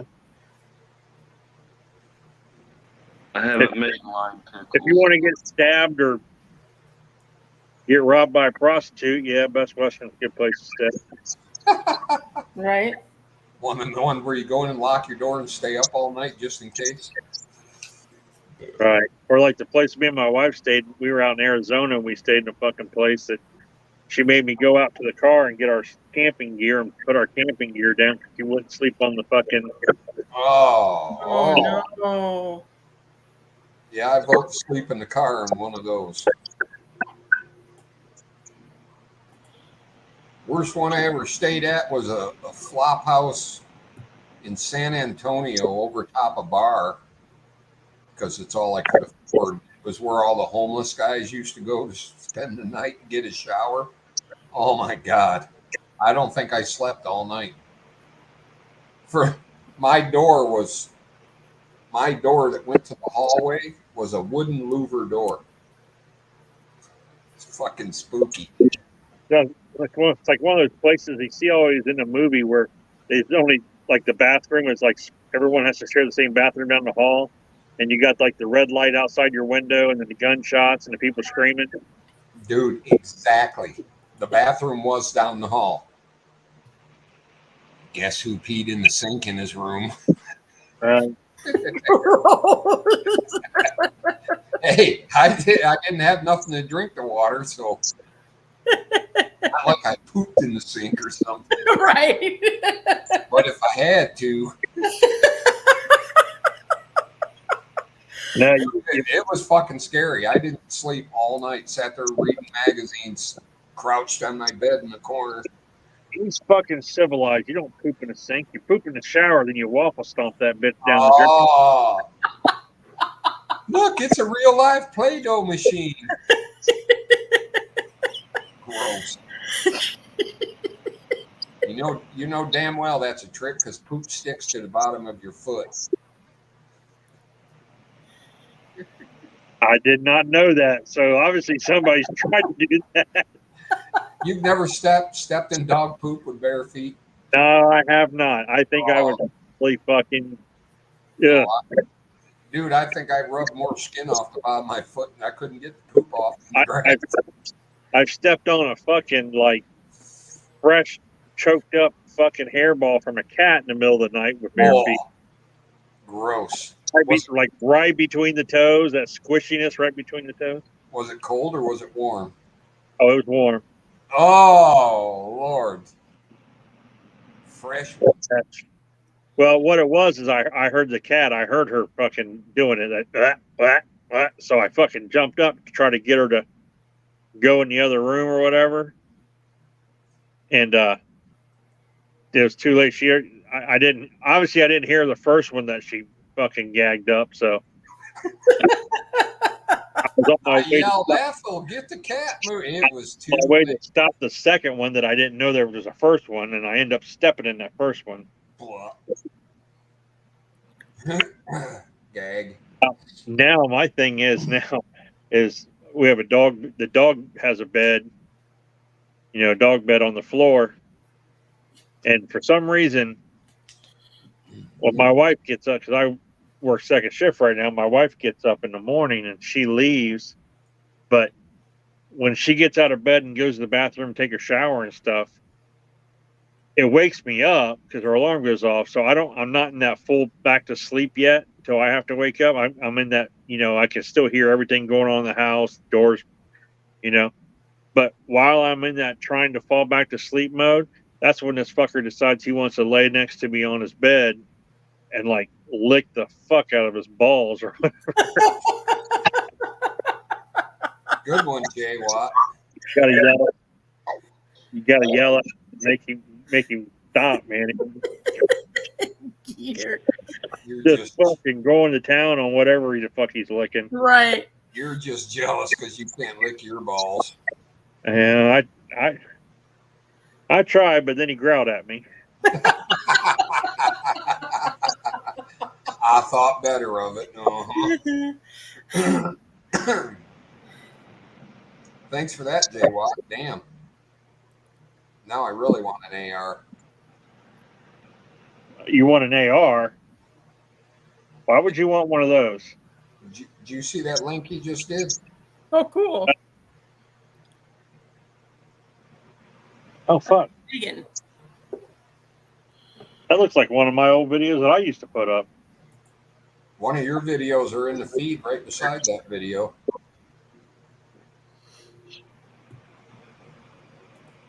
At least it was on my feed. What video was it? The last link that Jay Watt put in there. No, but which video was in? You were showing in 1911. Oh. I swear this is. I swear.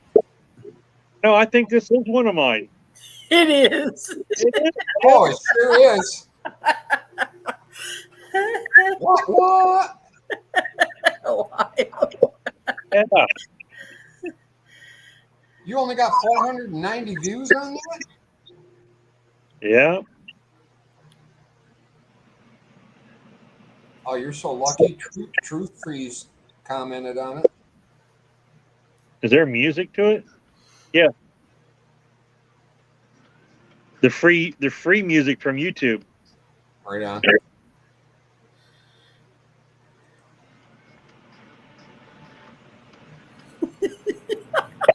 Yeah. Year.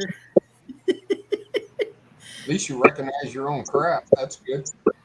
It took me a while. Well, I didn't until I went to see whose video was, and it popped up. It said Ohio Wolverine on it. And I was like, well, shit, that is mine. What? All right, let's get out of here, folks. I'm getting freaking tired. Me too. I don't ever remember it this fucking long, though. How you still watching? Yeah. Now we all know how long it takes Ohio to go by the length of his video. I'll tell you what, man. I'm pretty picky. When you go to my internet search thing or whatever, I'm trying to find something to relax to. My style, what I like. You look down in the search bar, and it's usually like I'm on like Dish. Usually like on page 975 or something like that by the time I find the video that I want to watch, if you know what I mean. And it always ends up being midgets mud wrestling or jello wrestling. Like for midgets, that's for sure. Or sometimes I get lucky if I just type in midget MILF POG, I can just get a good one. Or sorry, we're not allowed to say midget. It's fun size. Fun size. I think I did several Guns and Girl videos over the years. No wonder your channel got so huge. It didn't get that huge. Now, how do you make those videos without getting copyrighted? I didn't use any. I used the music from YouTube. It's free that you're allowed to use, and then the photo. The filmed photo. all the babes yourself. Yeah, I interviewed all those girls myself, and I took those pictures myself. No, like you just change the, like when you load them into the video, or you just change the size of it so they're not the same size as they are when you download them or something. As long as you change them a little bit, something, then you,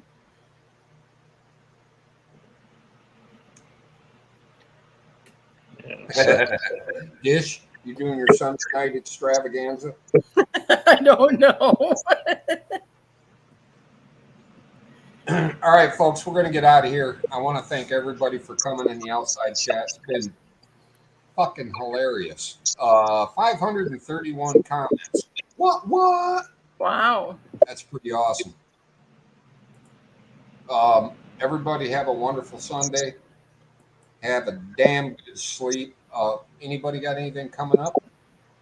Any videos we should look out for? Dish? I don't think so. You know what? I should have told you, hell no, you can't do an unboxing live. Damn it, you tricked me. Oh, that's just mean. Yeah, but have all the unboxings been on your channel or one of them on Mike's? I made a video. Like 8 people watched it.